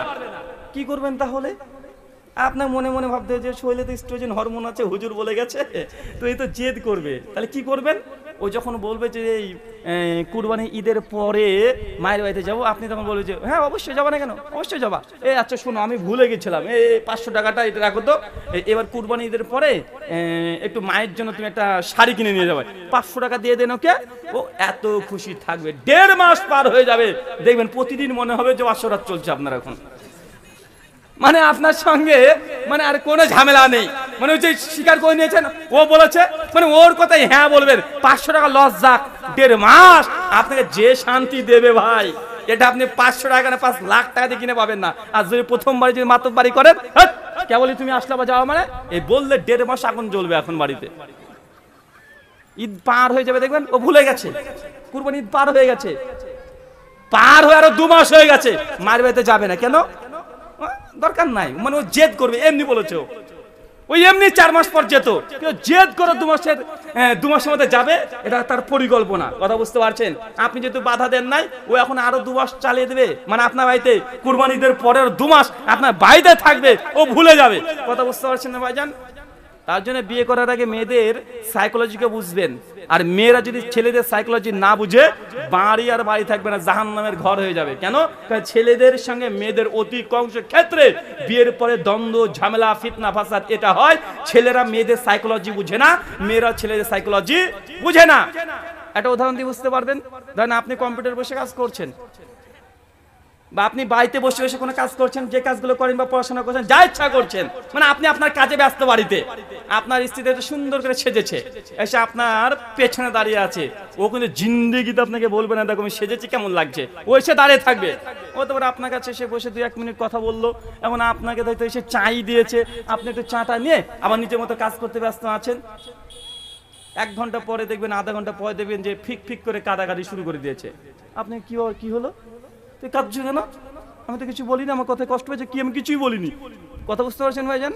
মানে আপনি টেনশন যে কি আবার কি হলো, হঠাৎ করে ভালোই তো ছিল সবকিছু, এই কাঁদাকাটি করছে কেন? এই আপনি যতই বলেন যে কাঁদাকাটি তুমি কেন করছো, ওই শেষে এসে আপনাকে বলবে যে আমি কত সুন্দর করে সাজলাম 2 ঘন্টা ধরে, তুমি আমাকে একবারও দেখলা না, আমার দিকে দেখবা না, যে শুরু হয়ে গেল, এটা কারণ। কিন্তু মেয়েরা বুঝে না, ছেলেদের সাইকোলজি এমন, ছেলেরা এইভাবে, ছেলেদের সাইকোলজি এমন যে তার যখন নিজের কাজটা করে, এই কাজটা এমন ভাবে গভীরে ঢুকে যায়, তা আশেপাশে কিছু দেখে না। ছেলেরা একসঙ্গে 2 ওয়ে থেকে তারা চিন্তা করতে পারে না, কিন্তু মেয়েরা এটা আবার বেশি পারে। কেন? ওই যে সাইকোলজি তাদের ওই ধরনের, মেয়েরা একসঙ্গে 10টা কাজ করতে পারে, একসঙ্গে 8-10টা তারা সিদ্ধান্ত দিতে পারে। কেন? সন্দেহ। এই জন্য আল্লাহর নবী যখন কোনো সিদ্ধান্ত নিতেন, স্ত্রীদেরকে সঙ্গে রাখতেন। কেন? কারণ সংসারের জন্য সবচাইতে পরামর্শের জন্য স্ত্রীকে ব্যবহার আপনি করতে বাধ্য, যে না করেন আপনি দূরদর্শিতা অর্জন করতে পারবে না। কেন? কারণ মেয়েরা সন্দেহপ্রবণ। আপনি যদি মনে করেন যে না অমুক জায়গায় যাব, সঙ্গে সঙ্গে আপনার স্ত্রী 8-10টা পয়েন্ট বের করে, না যাও না, গেলে এই হবে, ওই হবে, এই হবে, কথা বুঝতে পারছেন না? আল্লাহ নবী যখন জিহাদে যেতেন তার আগে স্ত্রীদের সঙ্গে পরামর্শ করতেন। কেন? কারণ আল্লাহ নবী যখন বলতেন যে যুদ্ধতে যাব, এই করব এই করব, স্ত্রী তখন পরামর্শ দিতেন যে ইয়া রাসূলুল্লাহ না এইভাবে যাবেন না, এখানে যান এখানে যান। কেন? কারণ ওরা অতিরিক্ত সন্দেহ করবে। আল্লাহ নবী আপনি পিছন দিয়ে যাবেন না, ডান দিক দিয়ে চলবেন, এই পোশাক এই পরবেন এই পরবেন, মানে আগে থেকে 10টা সন্দেহ করে প্রোটেকশন নিয়ে চলে যাচ্ছে, যেটা পুরুষ এত চিন্তা করতে পারবে না। কথা বুঝতে পারছেন? পুরুষ মেয়েদের মতো এত 8-10টা পয়েন্ট বের করতে পারবে না, কারণ পুরুষের এই যে ব্রেন, তাদের যে সাইকোলজি সন্দেহপ্রবণ না, ওরা ডাইরেক্ট চিন্তা করে। আর মেয়েরা কি করে? বাঁকা আঁকা বাঁকা আঁকা বাঁকা। তাই তাদের প্রস্তাবগুলোকে, তাদের সন্দেহ যে খারাপ এমনটা নয়। এই জন্য আল্লাহ নবী স্পষ্ট বলেছে যে নারীদের সঙ্গে পরামর্শ করতে হবে, কিন্তু ফাইনাল ডিসিশন পুরুষ দেবে। কে দেবে? কে দেবে? যখন আপনার স্ত্রী 8-10টা আপনাকে বলে দিয়েছে এটা হতে পারে, ওটা হতে পারে, হতে পারে, যে এটা করেন ওটা করেন এটা করেন, 8-10টা, দেখবেন ওর মধ্যে ভালো কিছু পয়েন্ট বলে ফেলবে। আপনি যখন বুঝতে পারেন, তুলনা করে আপনি সিদ্ধান্ত আপনি নেবেন, বউকে সিদ্ধান্ত নিতে দেবেন না, তাহলে বিপদ হয়ে যেতে পারে। সিদ্ধান্ত কে নেবে? কে? সিদ্ধান্ত পুরুষ নেবে। আর পরামর্শ কার সঙ্গে করবেন? স্ত্রীর সঙ্গে বেশি বেশি করে করবেন, কারণ ও যত পয়েন্ট বের করবে আপনার ক্ষমতা নেই। কেন? মানে ওই সফটওয়্যার পুরুষের শরীরে নাই, এস্ট্রোজেন হরমোন নাই, তা আপনি চিন্তা করলে আপনি বের করতে পারবেন না। এই জন্য আপনাকে আমি জাস্ট বলি, নারী এবং পুরুষ এই দুটো মিলে একটা পরিবার তৈরি হয়। তাই একে অপরকে যদি না বুঝেন, সংসার 2 বছর 4 বছর পর ডিভোর্স হয়ে যাবে, মারামারি লাগবে, চুল ছেঁড়াছিড়ি হবে, 10 বার বাপের বাড়িতে আপনার বউ পালিয়ে যাবে, আপনিও কথায় কথায় ওকে তালাক করে মাকে শুধু তালাক দিবেন। আচ্ছা না ভাইজান? এটা কি? এটা অন্য কিছু নাই, আমরা সাইকোলজি বুঝি না, একে অপরকে বোঝার চেষ্টা করি না। আল্লাহ সুবহানাহু ওয়া তাআলা আমাদেরকে বোঝার তৌফিক দান করে, সকলে বলি আমিন। সম্মানিত সুধী, মুসলিম উম্মার নির্যাতিত হওয়ার দ্বিতীয় কারণ কারিহাতুল মওত, উম্মত মৃত্যুকে ভয় করবে। আচ্ছা, আপনি মরণকে ভয় করেন না? আপনি করেন। দেখেন, চাচার বয়স 85 হয়ে গেছে, যদি কোনো রোগ বালা মুসিবত হয়ে যায়, চাচাকে গিয়ে হসপিটালে বলে, চাচা কি চান?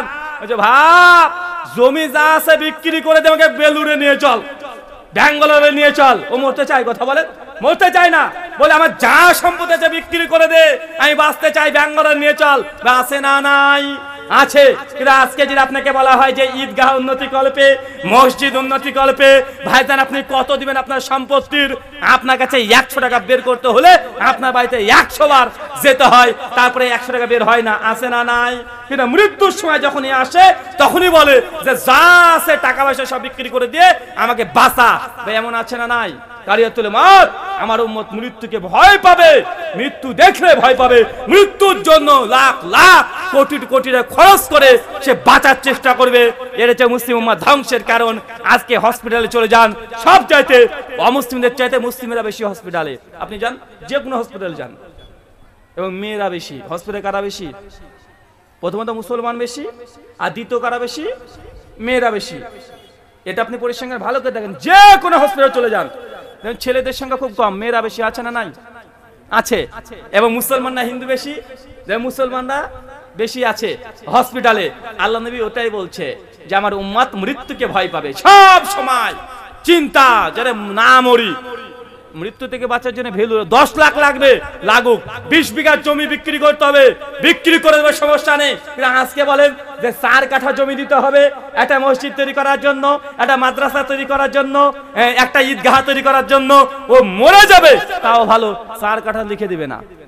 আছে না? নাই। আছে না ভাইজান? বাস্তব। আপনাকে যদি একটা হাদিসের একটা শব্দ ডাইরেক্ট আপনাকে দেখানো যায়, এতটুকু বুঝে নেন মুসলিম উম্মাহ নির্যাতিত হওয়ার কারণ, মূল কারণ, প্রথম কারণ, প্রধান কারণ, মুসলিম উম্মাহ আজকে আল্লাহ সুবহানাহু দেওয়া বিধানকে উল্লঙ্ঘন করেছে। এটাই সবচেয়ে বড় কারণ। আর গোটা বিশ্ব জগতে হিন্দু জাতি ধ্বংসের কারণ কি জানেন?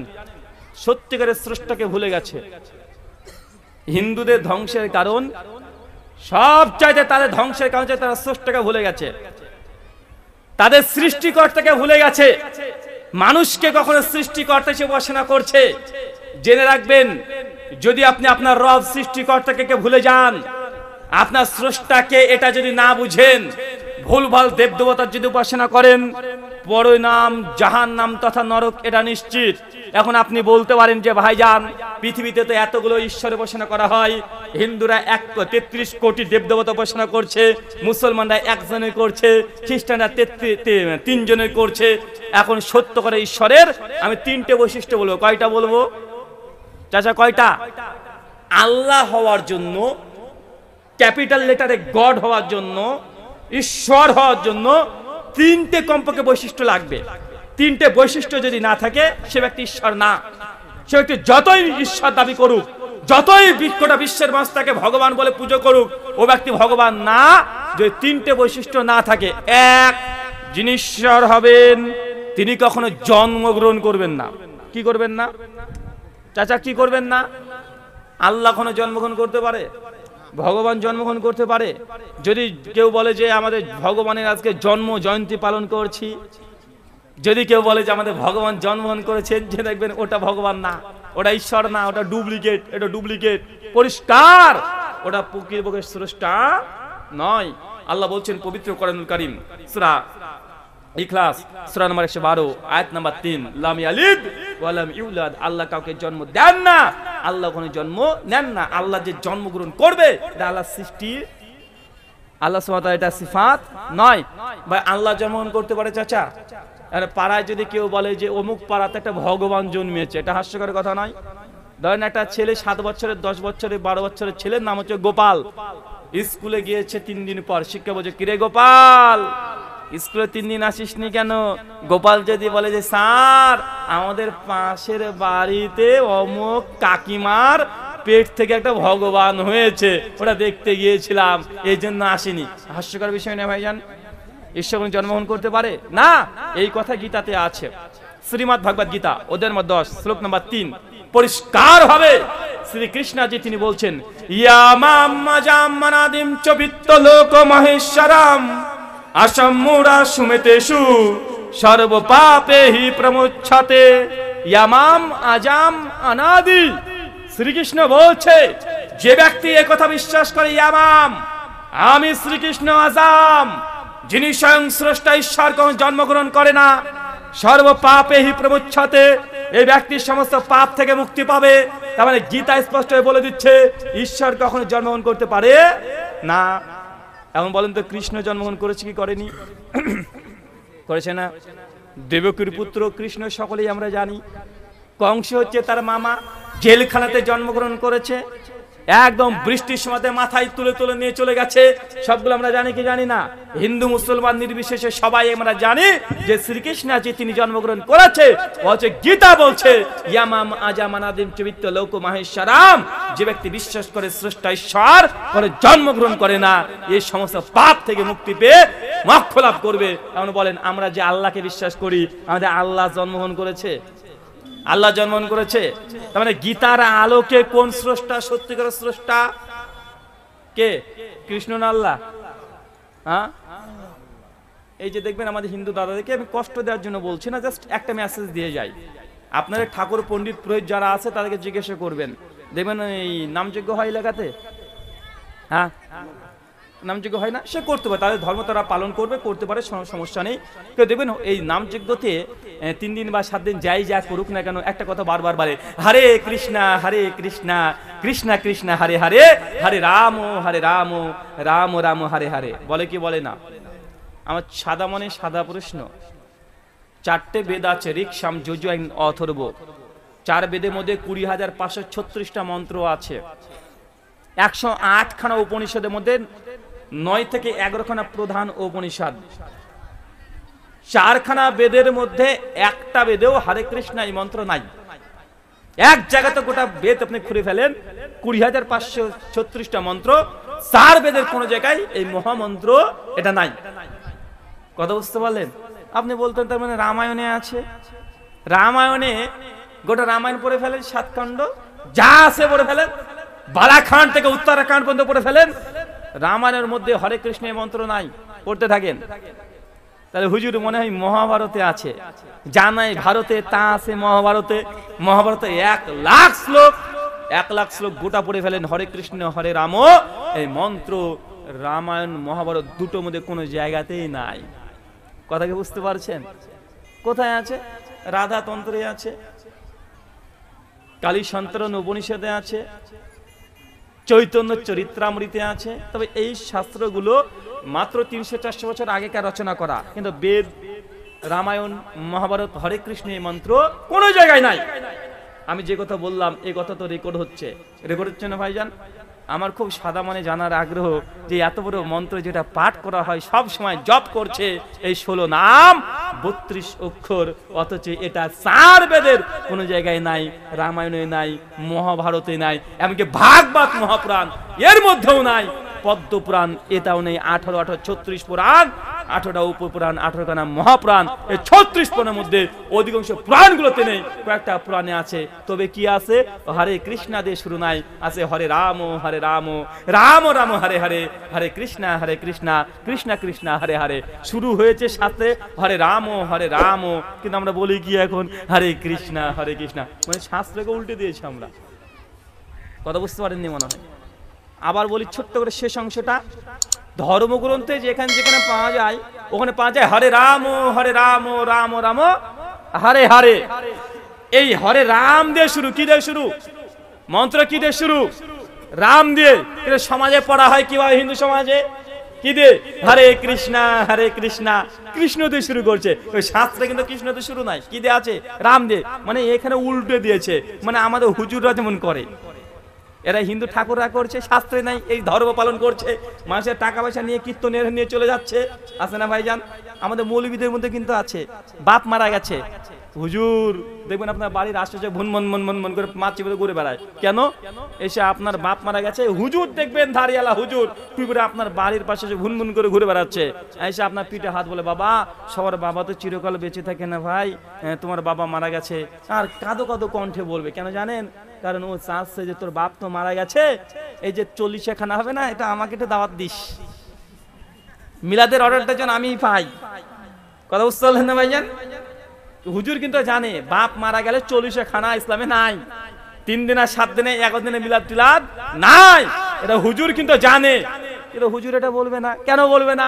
কারণ 3 দিন 7 দিন 40 দিন এই খানা, কমপক্ষে একজন মানুষ মারা গেলে হুজুরের 10 থেকে 12,000 টাকা লাভ আছে, কেন বলতে যাবে? কথা বুঝতে পারছেন না ভাইজান? তো যারা হরে কৃষ্ণ এই মহামন্ত্র জপ করছে, এটা 4 বেদের কোনো জায়গায় নাই, তারপরও তারা করছে কি করছে না? মুসলমানদের মধ্যেও এটা দেখা যায়, হিন্দুদের মধ্যেও দেখা যায় যে ধর্মে গ্রন্থে নাই, কিন্তু আচরণ আমরা সেগুলোই পালন করছি। তাই প্রথম কথা, যিনি ঈশ্বর হবেন তিনি কখনো জন্মগ্রহণ করবেন না। যে ঈশ্বর জন্মগ্রহণ করে সে ঈশ্বরই না। যখন দেখেন কেন কোন ঈশ্বর জন্মগ্রহণ করেছে, যে জন্মগ্রহণ করেছে সে ঈশ্বর না। 2, যিনি মৃত্যুবরণ করে উনি ঈশ্বর না। ভাই ভগবান মারা যেতে পারে? আমার সঙ্গে 2020 সালে 6 এবং 7 অক্টোবর কলকাতা বাপ্টিস্ট চার্চের মধ্যে একজন খ্রিস্টান পাদ্রীর সঙ্গে আমার ডিবেট হয়েছিল। প্রথম দিন যে ডিবেট হয়েছিল সেটার নাম হচ্ছে সালভেশন, কোরআন অ্যান্ড বাইবেল, তথা জান্নাতে কারা যাবে, মুসলমান না খ্রিস্টান, এই টপিকের উপরে। তো খ্রিস্টান পাদ্রীকে একটা পর্যায়ে প্রশ্ন করে বলেছিলাম যে পাদ্রীজি, আপনাদের বাইবেল বারবার একটা কথা বলছে যে জিসাস ক্রাইস্ট তিনি হচ্ছেন ঈশ্বর, আপনি যিশুকে ঈশ্বর হিসেবে বিশ্বাস করছেন, ঠিক আছে, এটা বাইবেলের গসপেল অফ জন 20 অধ্যায় 1 থেকে 4 নম্বর ভার্স বলছে যে যিশু খ্রিস্ট মানে খ্রিস্টানদের ঈশ্বরকে ইহুদিরা হত্যা করেছে ক্রুশে ঝুলিয়ে। ভাই দেখেছেন না? দেখা যায় কি যায় না? যিশুকে ঝুলিয়ে রেখেছে, দেখবেন উনি কে? উনি খ্রিস্টানদের ঈশ্বর। কি করেছে? ইহুদিরা মেরে টাঙিয়ে রেখেছে, একদম মানুষের ঈশ্বরকে মেরে ফেলেছে। চিন্তা করেছেন? কে মেরে ফেলেছে চাচা? মানুষে। ইহুদিরা খ্রিস্টানদের ভগবানকে মেরে ফেলেছে। চিন্তা করা যায়? মানুষ ভগবানকে মেরে ফেলেছে, যে টাঙিয়ে রেখে দিয়েছে একদম। বাইবেল বলছে গসপেল অফ জন 20 অধ্যায় 1 থেকে 4 নম্বর ভার্স, শুধু মেরেই ফেলেনি, ভগবানকে সঙ্গে সঙ্গে তারা কবর দিয়ে দিয়েছে। 3 দিন কবরে ছিল ভগবান। 4র্থ দিন রবিবার ভোরবেলায় কুয়াশার মধ্যে দিয়ে উঠতে উঠতে ভগবান আকাশে চলে গেছে। এটা কাদের ভগবান? খ্রিস্টানদের ভগবান। তো পাদ্রীজিকে বলেছিলেন যে পাদ্রীজি, বাইবেল বলছে আপনার ভগবান থেকে 3 দিন কবরের মধ্যে পোতা ছিল মর অবস্থায়, তো আপনার ভগবান যদি 3 দিন মর অবস্থায় কবরে থাকে, তো এই 3 দিন গোটা বিশ্বজগৎ কে চালিয়েছিল? আপনার বাপ। আল্লাহ যদি মারা যায় 3 দিনের জন্য, স্রষ্টা যদি মারা যায় 3 দিনের জন্য, তো সৃষ্টি জগৎকে কে চালিয়েছে? ভাই প্রশ্ন আসে কি আসে না? তাই যিনি ভগবান হবেন, ঈশ্বর হবেন, তিনি কখনো মৃত্যুবরণ করতে পারে না। কৃষ্ণজি তিনিও মৃত্যুবরণ করেছে, রামচন্দ্র তিনিও মৃত্যুবরণ করেছে।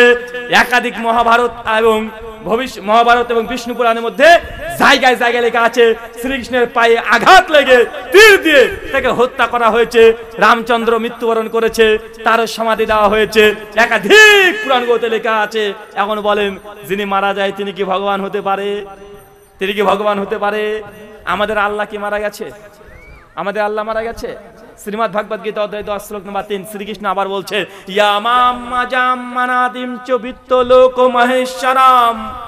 যে ব্যক্তি বিশ্বাস করে আমি স্বয়ং স্রষ্টা, অনাদি তথা মৃত্যু রহিত, যার কোনো মৃত্যু নেই, অবিনাশী, যার কোনো ধ্বংস নেই, সর্বপাপেহি প্রমুচ্যতে, এই ব্যক্তির সমস্ত পাপ থেকে মুক্তি পাবে। মানে আপনি যদি সত্যিকার ঈশ্বরকে খুঁজতে চান, এই দুটো বৈশিষ্ট্য মাস্ট লাগবে। 1, ঈশ্বর কোনো জন্মগ্রহণ করবে না। 2, ঈশ্বর কোনো মৃত্যুবরণ করবে না।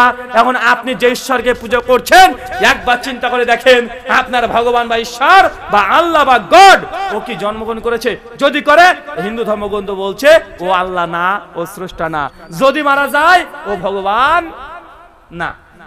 3 নম্বর একটা পয়েন্ট, যিনি সত্যিকার ঈশ্বর হবেন তাকে মনুষ্যের চোখ দিয়ে দেখতে পাবে না, আল্লাহকে চোখ দিয়ে দেখা যাবে না।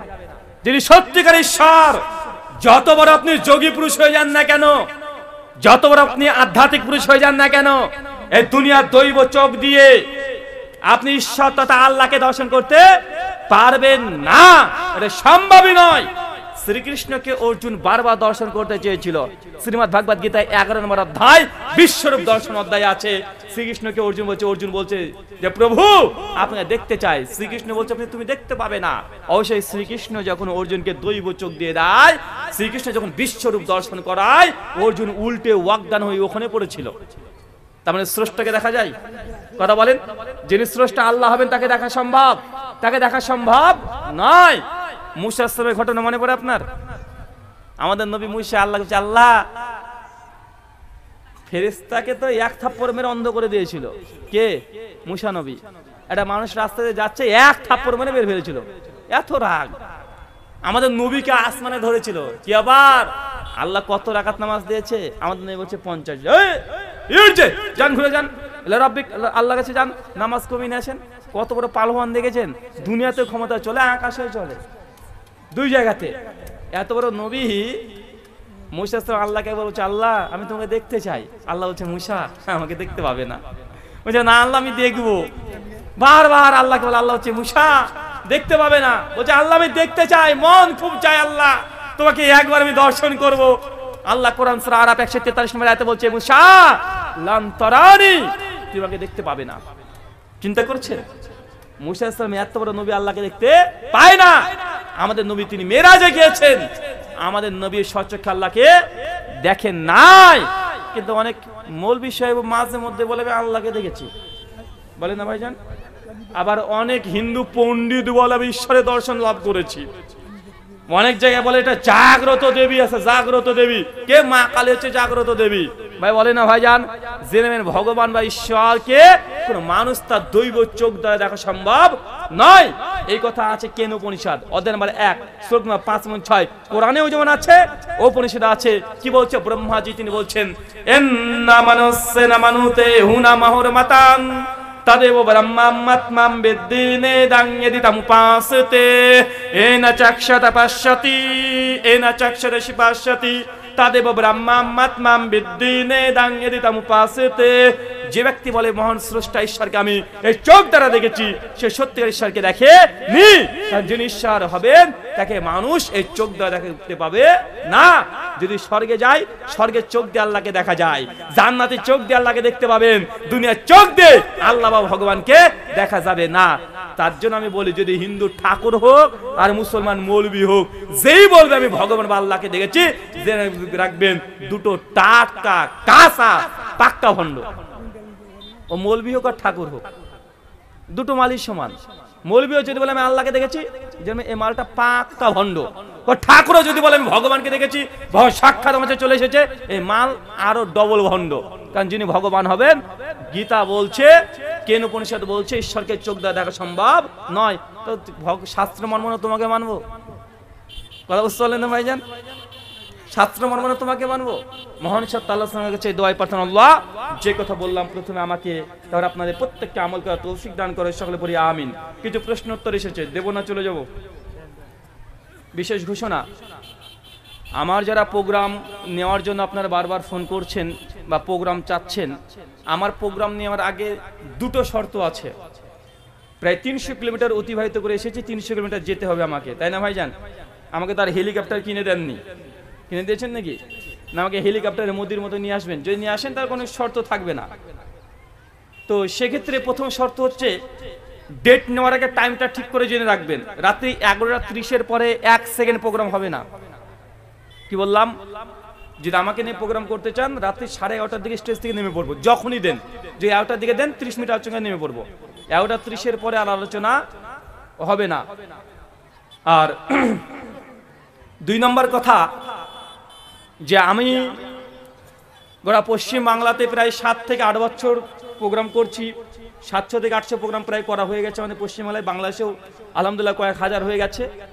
তো সেক্ষেত্রে পশ্চিম বাংলাতে সরাসরি আমি ছাড়া কেউ প্রোগ্রাম দেয় না। কথা বুঝতে পারছেন? কারণ আজকে এখানে প্রোগ্রাম করছি, আরেকটা প্রোগ্রামে ফেসবুকে দেখছি যে আমার মুর্শিদাবাদের লালগোলাতে নাকি আমার প্রোগ্রাম আছে, আমি জানি না, কিন্তু আমি ডেট দিয়েছি এখানে। কথা বুঝতে পারছেন? এই কয়েকদিন আগে দেখছি যে আমি প্রোগ্রাম এক জায়গায়, পোস্টার দেখছি 2-3টে ছাপে ঘুরে বেড়াচ্ছে। এই কথা জেনে রাখবেন, আমি ছাড়া আমার প্রোগ্রাম পশ্চিমবাংলায় কেউ দেয় না। বাংলাদেশে আছে, কয়েকজন আছে, তারা দেয়, কিন্তু পশ্চিমবাংলায় কথা ফাইনাল যতক্ষণ আমার মুখ থেকে না শুনছেন ততক্ষণ পর্যন্ত প্রোগ্রাম এটা ফাইনাল হবে না। মানে আমি ফাইনাল করি প্রোগ্রাম। কথা বুঝতে পারলেন? 1 2, হ্যাঁ, ফোন রিসিভ আমরা অফিস থেকে করতে পারে, কিন্তু প্রোগ্রাম ফাইনাল ডেট আমি দেবো। কথা বুঝতে পারলেন? আর 2 নম্বর কি বললাম, যদি রাত্রি 11:30 আমার আলোচনা শেষ করতে পারেন তাহলে আমাকে দাওয়াত দেবেন, অন্যথায় দাওয়াত দেবেন না। আলোচনা শেষে বলে কেউ যে ভাই আর 5 মিনিট আর 10 মিনিট, এরকম কোনো এক্সকিউজ নেব না। জাস্ট আজকে আমি আপনাদের কাছে ঘোষণা করে দিলাম। আর এর আগে থেকে ঘোষণা দেওয়া ছিল 12টা, কিন্তু এবছরে রাত্রি 11:30 শেষ। এটা আস্তে আস্তে 11টাতে ভিড়বে। আর যদি বলেন যে না ভাই 12টা করলে কি হয়, করব, তাহলে কন্ট্যাক্ট করব, বলবো 20,000 টাকা আগে দেন, 12টা কেন 2টার দিকে তুলবেন আমাকে, যখন বলবেন তখন তুলবো, উঠে পড়বো। কথা বুঝতে পারলেন না ভাইজান? কারণ দাওয়াতি কাজের জন্য আমরা আসি, জাস্ট আমাদের অন্য কোনো উদ্দেশ্য নয়, বা প্রোগ্রামের জন্য যে আপনার সঙ্গে কন্ট্যাক্ট করে আমরা আসছি এমনটাও নয়। তাই রাত্রি 1টার দিকে তুলে দিবেন, 2:30 পর্যন্ত চলবে, 12টার দিকে তুলে দিবেন, 1:30 পর্যন্ত চলবে, হ্যাঁ ভাই এটা পারবো না। হ্যাঁ, এটা যারা কন্ট্যাক্ট করে বক্তব্য দিচ্ছে, 20,000 টাকা দিয়ে দিচ্ছেন, তারা এসে 2টো পর্যন্ত আলোচনা করুক, কোনো সমস্যা নেই। তা আমাদেরকে 20-30,000 টাকা দিয়ে দিবেন। যদি বলেন যে ভোরবেলাতে আলোচনা করতে হবে, ভোরবেলাতে আলোচনা করবো, তাহলে শুকরিয়া। 1, ফিতরা অর্থ দিয়ে না টাকা দিয়ে, এই বিষয়ে পরে আমার একটা লেখা বই আছে, আজকে গাড়িতে হয়তো বা পেয়ে যাবেন। ফিতরা দেবেন খাবার দিয়ে। কি দিয়ে? কি দিয়ে? সহিহ বুখারী 503 নম্বর। আল্লাহ নবী বলছেন জাকাতুল ফিতরকে ফরজ করেছে তোয়াম, খাদ্য দিয়ে। কি দিয়ে? খাদ্য দিয়ে।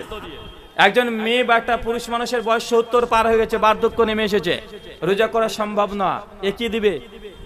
ফিদিয়া দিবে। ফিদিয়া কি দিবে? আল্লাহ কোরআনে ফিদিয়ার কথা কি টাকার কথা বলেছে না তোয়ামের কথা বলেছে? হ্যাঁ, তোয়ামের কথা বলেছে। সূরা বাকারা 87 নম্বর আয়াত। তাহলে বোঝা গেল মানে রোজার কাফারা কি? রোজার কাফারা টাকা না খাবার? খাবার। ফিতরা কিসের কাফারা? সুনান আবু দাউদ 1628 নম্বর হাদিস। আল্লাহ নবী বলেন ফিতরাকে ফরজ করা হয়েছে এক মাস মানুষ যে রোজা রেখেছে, এই রোজার মধ্যে যে ত্রুটি বিচ্যুতি হয়েছে, এই ত্রুটি বিচ্যুতি পূরণকারী হচ্ছে ফিতরা। কিসের পূরণকারী? ফিতরা কেন আপনি দেন? 1 মাস রোজা রেখেছেন, রোজার মধ্যে যে ত্রুটি বিচ্যুতি হয়ে যায়, ফিতরা দিয়ে রোজাকে সম্পূর্ণ করা হয়। তো ফিতরা কেন দিচ্ছেন? রোজার কাফরা হিসাবে, রোজার ত্রুটি বিচ্যুতির কাফরা হিসাবে। তাহলে কি দিয়ে দিতে হবে? খাবার দিয়ে। আচ্ছা, রোজাতে যখন থাকেন তখন কি থেকে দূরে থাকেন? খাবার থেকে না টাকা থেকে? হ্যাঁ, খাবার থেকে। তো রোজার যদি কাফরা ফিতরা হয় তাহলে কি দিয়ে ফিতরা আদায় করবেন? হাদিসটা ডজন খানিক আপনাকে শুনিয়ে দেওয়া যাবে। সহিহ বুখারী 1503 নম্বর একটা হাদিসে যথেষ্ট আল্লাহ নবী বলেছেন জাকাতুল ফিতরকে ফরজ করেছে তআম খাদ্য দিয়ে, টাকা দিয়ে ফিতরা দিতে হবে। এই মর্মে কোনো সহিহ তো দূর করে জাল কোনো হাদিসও নবী থেকে প্রমাণ পাওয়া যায় না। কোনো সাহাবী নির্দিষ্ট নাম দিয়ে তার টাকা দিয়ে ফিতরা দিয়েছে এরকম তো জাল হাদিসে পাওয়া যায় না। তাবাইনের যুগে ফিতরা টাকা দিয়ে দিয়েছে কয়েকটা রিওয়ায়াত হাসান বাসরি থেকে, উমর বিন আব্দুল আজিজ থেকে পাওয়া যায়। তো ওরা তো তাবেঈ, আহলে হাদিস তাকে নবীকে দেখে, তারপর সাহাবীকে দেখে, তারপর তাবেঈদেরকে দেখে। তো ভাই বলেন তো, যদি বলেন যে না হুজুর তাবেঈদের যে এটাকে আমরা দলিল বানিয়ে নিব, তো তাবেঈরা 41 টাকা তারাবির নামাজ পড়েছে। যারা এখন তাবেঈ দলিল দিয়ে টাকা দিয়ে ফিতরা দিচ্ছেন, সামনে রমাদান মাসে 41 টাকা তারাবি পড়বেন। কত রাকাত চাচা? যারা যারা টাকা দিয়ে ফিতরা আদায় করার জন্য মারামারি করছে, এদিকে বলবেন কেন দলিল কি? বলে উমর বিন আব্দুল আজিজ। কে বলেন তো দলিল কি? ওমর বিন আব্দুল আজিজ তার খিলাফতের সময় টাকার কথা বলে দিয়েছিলেন। কথা বুঝতে পারছেন না ভাইজান? আরে ওই ওমর বিন আব্দুল আজিজই তার জামানা 101 হিজরিতে মদিনাতে তার নেতৃত্বে 41 টাকা তারাবি জামাত হয়েছে। এখন 41 টাকা তুই পড়। একটা মান মার একটা মান মানে তাই হয় নাকি? ওকে 41 টাকা তারাবি পড়িয়ে নেবেন। শুকরিয়া। মাদ্রাসায় ফিতরার টাকা দেওয়া যাবে কি জানা? ফিতরার হকদার আর যাকাতের হকদার সমান নয়। যাকাতুল ফিতর আর যাকাতের মধ্যে পার্থক্য আছে। যাকাত এটা নিসাবের উপরে নির্ভর করে, ফিতরা নিসাবের উপরে নির্ভর করে না। যাকাত আর ফিতরার মধ্যে পার্থক্য আছে। অতএব এ থেকে বোঝা যায়, এবং শেখ আলবানী রাহিমাহুল্লাহ তিনি বলেছেন ফিতরা এটা শুধু মিসকিনদের হক। মাদ্রাসায় কোনো যদি খাস ভাবে কোনো মিসকিন থাকে, মিসকিনের ফান্ড থাকে, তাহলে দিতে পারবেন। কিন্তু এই টাকা আমভাবে মাদ্রাসায় দিয়ে দিবেন, যে কোনো খাতে ব্যবহার করবে না। শুধু মিসকিন, ফকির এবং মিসকিন তাদের হক, এছাড়া অন্য কারো হক নয়। আদম আলাইহিস সালাম যদি মুসলিম হই, তাহলে হিন্দুরা অন্য ধর্ম কিভাবে এলো? মানে পৃথিবীর প্রথম মানুষ যদি মুসলিম হয়, তাহলে এত ধর্ম আসলো কিভাবে? এটা তো প্রশ্ন। তো পৃথিবীতে যদি আমাদের ভারতবর্ষে প্রথমে কয়টা রাজনৈতিক দল ছিল? একটাই ছিল। এখন কতগুলো হয়েছে? কয়েকশো হয়ে গেছে। কেন? মতবিরোধের কারণে। আল্লাহ সুবহানাহু ওয়া তাআলা প্রথমে তিনি মুসলিমই পাঠিয়েছেন, তারপরে কিছু মানুষ মুসা আলাইহিস সালামকে নিয়ে আলাদা হয়ে গেল। তারা দাবি করলো না, মুসার পরে কোনো নবী আসবে না, কোনো কিতাব মানবো না। এদেরকে কি বলা হয়? ইহুদি। কি ধর্ম? ইহুদি। খ্রিস্টানরা কি বললো? না, ইনজিলের পরে কোনো নবীকে মানবো না, ইনজিলের পরে কোনো রাসূলকেও মানবো না, আসমানি গ্রন্থকেও মানবো না। এরা ঈসা আলাইহিস সালামকে আল্লাহর পুত্র বানিয়ে ফেললো। এরা আলাদা পার্থক্য হয়ে গেলে খ্রিস্টান। কথা বুঝতে পারছেন? তো ধর্মগুলো তৈরি করেছে কারা? মানুষরা মতভেদ করে, নিজেরা মতভেদ করে তারা ধর্ম তৈরি করেছে। আল্লাহ একটা ধর্মে পাঠিয়েছেন, মানুষের মতভেদের কারণে এতগুলো ধর্মগুলো তৈরি হয়ে গেছে। এত লম্বা প্রশ্ন উত্তর দেওয়া যাবে না। শেখ আব্দুর রাজ্জাক বিন ইউসুফের মতো উত্তর দিতে হবে, জি না আর জি হ্যাঁ। মানে এইভাবে আল্লাহ তাআলা কোরআনে মুসলিম বলেছে, তাহলে আমরা আহলে হাদিস কেন বলি? চমৎকার প্রশ্ন। হ্যাঁ না উত্তর দিলে তো বিপদ। এই প্রশ্ন কার একটু হাত তোলেন তো ভাইজান। মারবো না। হ্যাঁ, কে প্রশ্নটা করেছেন? মানে আল্লাহ আমাদের কোরআনে মুসলিম নাম রেখেছে, কিন্তু আমরা নিজেকে আহলে হাদিস কেন বলছি? এটা একটা দল মনে হয়ে যাচ্ছে না ভাইজান? তাই তো, এটা তো মনে হয়। আচ্ছা, প্রশ্নটা কে করেছেন একটু তোলেন না রে হাত। না, নাম ছিল না, মনে ফেরেশতা এসেছিল নাকি? মানুষ নয়, প্রশ্ন করে রেখে দিয়েছে। আচ্ছা, কেউ কি মনে করেন যে আমাদের নাম শুধু মুসলিম বলা উচিত, আহলে হাদিস পরিচয় বলা উচিত নয়? কেউ কি এখানে আছেন? যে থাকেন এমনি হাত তোলেন। কেউ নাই? তুমি ওঠো তো। নাম কি তোমার? মুশাররফ হোসেন, মাশাআল্লাহ। আচ্ছা, এর নাম হচ্ছে কি? মুশাররফ হোসেন। আল্লাহ কোরআন আমাদের নাম কি রেখেছে? মুসলিম। মুশাররফ নাম কে দিয়েছে তোমাকে? আব্বা দিয়েছে না? তো তোমার যখন নাম জিজ্ঞেস করলাম, তুমি বাপের দেওয়া নাম দিয়ে পরিচয় দিলে, আল্লাহ দেওয়া নাম দিয়ে তো পরিচয় দিলে না, তাই না? তো আল্লাহ যেহেতু আমাদের নাম মুসলিম রেখেছে, তো নতুন করে একটা নাম রাখার দরকার কি? মুশাররফ, নাট, বল্টু, ঝান্টু, বল্টু এর নাম রাখা হয় না ভাইজান? আল্লাহ আমাদের কোরআন নাম রেখেছে কি? বিয়ান্না মুসলিমুন। তোমরা বলো সাক্ষী থেকে তুমি মুসলিম। সূরা আলে ইমরান 64, সূরা হামিদ সাজদা আয়াত নম্বর 34, আলে ইমরান আয়াত নম্বর 2। বিভিন্ন জায়গায় আল্লাহ বলেছে তোমার নাম রাখা ছিল মুসলিম। তো সবার নাম মুসলিম হওয়া উচিত, নতুন করে নাম রাখার দরকার ছিল না।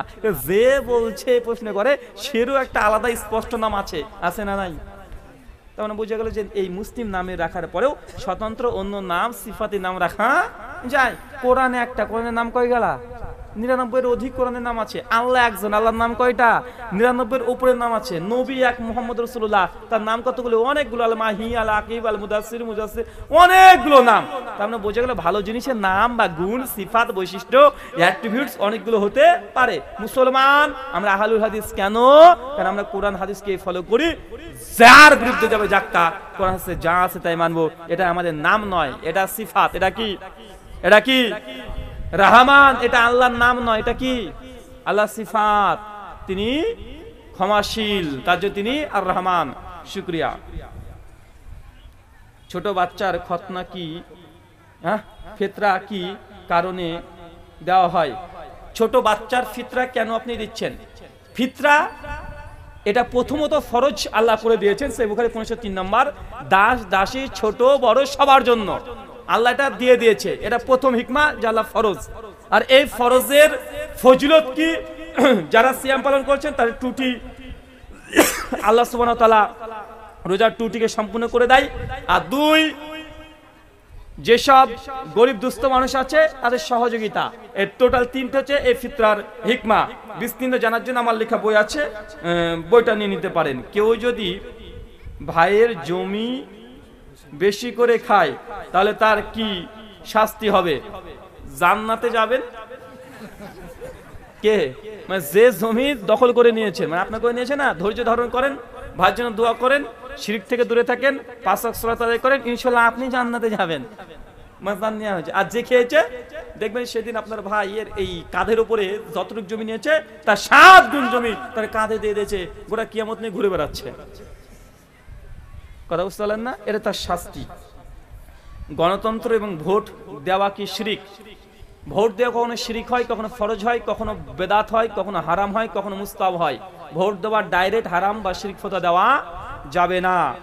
কথা বুঝতে পারছেন? ভোট দেওয়া কখনো শিরক হয়, কখনো মুস্তাহাব হয়, কখনো ওয়াজিব হয়ে যায়, কখনো না দিলে আবার গুনাহ হয়। তাই ডাইরেক্ট বাংলাদেশের উলামাদের ফতোয়া শুনেছেন, বা শেখ আব্দুর রাজ্জাক বিন ইউসুফ বলছে ভোট দেওয়া শিরক। বাংলাদেশের ফতোয়া বাংলাদেশে চলবে, ইন্ডিয়াতে চলবে না। কিছু কিছু ফতোয়া আছে যেগুলো রাষ্ট্রের পরিবর্তে ফতোয়া পরিবর্তন হয়। কেন? বাংলাদেশে যে দারুল আমানের অন্তর্ভুক্ত, ভারতকে দারুল আমান নয়। তাই এই রাষ্ট্রীয় সিদ্ধান্ত হুদুদগুলো ভারত, বাংলাদেশ, পাকিস্তান, সৌদি আরব দেশ ভিত্তিক পার্থক্য হয়ে যাবে। ছোট্ট একটা কথা বলে দিই, ভোট যখন সামনে, আর প্রশ্ন করেছেন সব উত্তর দিতে এমনটি নয়, যেটা গুরুত্বপূর্ণ মনে রাখবেন। ভোট দেওয়া কখন শিরক হয়, কখনো হারাম হয়, আর কখনো দেওয়াটা জরুরি হয়ে যায়। প্রথম, সৌদি আরব ইসলামী রাষ্ট্র, কোরআন হাদিস দিয়ে রাষ্ট্র পরিচালনা করছে। সৌদি আরবে যদি কোনো একটা গোত্র বেরিয়ে আসে, বিদ্রোহী দল যদি বেরিয়ে আসে, দিয়ে তারা বলছে যে আমরা কোরআনের আইন চাই না, আমরা ব্রিটেন ল চাই, মানে আধুনিক মডার্ন ল চাই। সৌদি আরবের কোনো নাগরিক যদি প্রতিবাদ করে অন্য একটা রাজনৈতিক দল তৈরি করে ফেলে এবং তারা ভোটে দাঁড়ায়, এদিকে ভোট দেওয়া শিরক হবে। কি হবে? কি হবে? কেন শিরক হবে? কারণ আল্লাহর বিধানের পরিবর্তে মানব রচিত বিধান নিতে আসছে। কথা বুঝতে পারছেন? তাই এই মানব রচিত বিধান যারা চায়, মডার্ন ল চায়, তাকে ভোট দেওয়া কি হবে? শিরক। এটা 1 নাম্বার। কখন ভোট দেওয়া বৈধ এবং গুরুত্বপূর্ণ একটা ইস্যু সামনে রেখে বুঝতে পারবেন। ধরেন একজনের নাম নাট, একজনের নাম বল্টু। নাট খুব খাটাস, বদমাস। ও যদি ক্ষমতায় থাকে মুসলমানের উপরে নির্যাতন করে, মুসলমানদেরকে নামাজ পড়তে দেয় না, হাজার রকমের সমস্যা করে, মুসলমানকে পিছিয়ে রাখে। যিনি ক্ষমতায় আছেন নাট, বুঝতে পারলেন না ভাইজান? ইনিও অমুসলিম, ইনিও কাফের, কোনো সন্দেহ নেই। আর তার বিরোধী দল হচ্ছে বল্টু। কি নাম বললাম? বিরোধী দল কি? বল্টু। সেও মুসলিম, সেও কাফের, কোনো সমস্যা নেই, দুজনেও মুসলিম।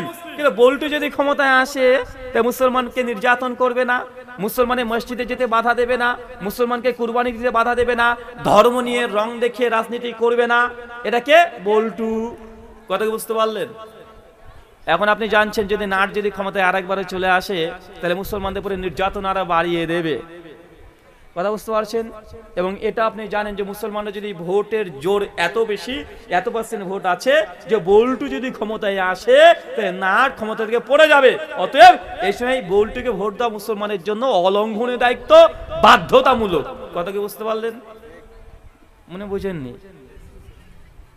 ক্ষমতায় কে আছে, কোন রং কোন ধর্মের, এটা মুসলমানরা দেখে না। দুটোই কাফের হোক, দুটোই অমুসলিম হোক, কিন্তু যে রাষ্ট্রকে শান্তশিষ্টভাবে চালায়, ধর্ম নিয়ে রাজনীতি করে না, মুসলমানকে ধর্ম পালনে বাধা দেবে না, ধর্মের নামে নির্যাতন করা হবে না, সে যেই হোক, ক্ষমতা যেই হোক, কোন মুসলমানও যদি ক্ষমতায় থাকে আর মুসলমানকে নির্যাতন করে, অপরদিকে একটা কোনো অমুসলিম হিন্দু যদি ক্ষমতায় থাকে কিন্তু ওই লোকটা ভালো ভদ্র, সে মুসলমানের নির্যাতন করে না, তাহলে হিন্দু লোকটাকে ভোট দিয়ে জিতে দেওয়া দরকার আপনার। কেন? মুসলমান কি চাই? শান্তি। তাই শান্তি যে দিবে, কে কোন ধর্ম পালন করে, কোন রং নিয়ে দাঁড়িয়েছে, কোন রাজনৈতিক দল, মুসলমান কিচ্ছু দেখবে না। মুসলমান দেখবে যার দ্বারাই ভারতে শান্তি প্রতিষ্ঠা হবে, হিন্দু মুসলমান ভাই ভাইয়ের মতো চলাচল করবে, এক অপরকে দেখে ঘৃণা করবে না, ক্ষমতায় তাকে নিয়ে আসবেন। আর যার দ্বারা শত্রুতা, হিন্দু মুসলমানের দ্বন্দ্ব লেগে থাকবে, দ্বন্দ্ব লাগে রাজনীতি করবে, তাই ক্ষমতা থেকে ফেলে দিবেন। এটা মুসলমানের কাজ। কি করবো? আমাকে দিলেন নাকি? নিয়ে চলে যাবো? বলেন রে ভাই, বেনামি একজন কিছু দিয়ে গেছে। শুকরিয়া, জাযাকাল্লাহ খায়রান, বারাকাল্লাহ ফিকুম। সর্বশেষ প্রশ্ন,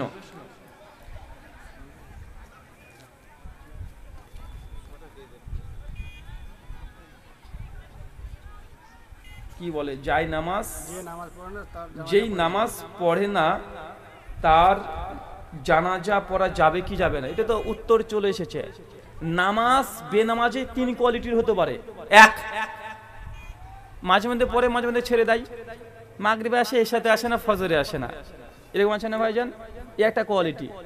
আর একটা সুপার উস্তুম, সপ্তাহে একদিন আসে, জুমাবার, শুকুর মুন্সি, আর আসে না। আরেকজন আসে ঈদ উমিয়া, বছরে দুবার আসবে, দুই ঈদে আসে না ভাইজান? আর একজন আছে ও নামাজই পড়ে না। এ টোটাল 3 থেকে 4 কোয়ালিটি নামাজ পাওয়া যায়। যারা জুমার নামাজ শুধুমাত্র পড়ে, মাঝে মাঝে মাগরিব এশাতেও আসে, ওখানে নামাজের 5 ওয়াক্তের দাওয়াত দিলে বলে যে ভাই পড়তে হবে, পড়া উচিত, ভাই সময় হয় না, অজুহাত পেশ করছে। এই ব্যক্তি যদি মারা যায়, তার নামাজ পড়াবেন, সমস্যা নেই ইনশাআল্লাহ। 2, যে ব্যক্তি শুধু ঈদ উমিয়া, ঈদে নামাজ পড়ে, এই ব্যক্তি জানাজা, যারা শুধু ঈদে নামাজ যায়, এরকম একটা ব্যক্তিকে ধরে দাঁড় করে দিবেন। কথা বুঝলেন না ভাইজান? বা যে শুধু জুমাতে আসতো, এরকম একটা লোক দেখবেন যে জানাজা কে পড়াতে হয়, জুমাতে আসতো, বলে তুই হেঁটে নামাজটা পড়ে দে ভাই, ও নামাজ পড়ে নিবে। আর যে ব্যক্তিকে নামাজে দাওয়াত দিয়েছে, যে নামাজ পড়ে কে বলে খোলো, নামাজে আসেন, এই নামাজ পড়বি না, দূর, নামাজ পড়ার লোকগুলো বদমাইশ হয়। মানে এই যদি নামাজকে কটূক্তি করে, নামাজের সঙ্গে যদি বাদরামি ছেঁচড়ামি যদি করে, তাহলে এই ব্যক্তি আকীদাতান কাফের। কি বললাম? আকীদাতান কাফের হয়ে গেছে। ইসলামের কোন বিধানকে নিয়ে যদি কেউ কটূক্তি করে, অস্বীকার করে, ইনকার করে, অবমাননা করে, তাহলে এই ব্যক্তি আকীদাতান কি? কাফের হয়ে গেছে।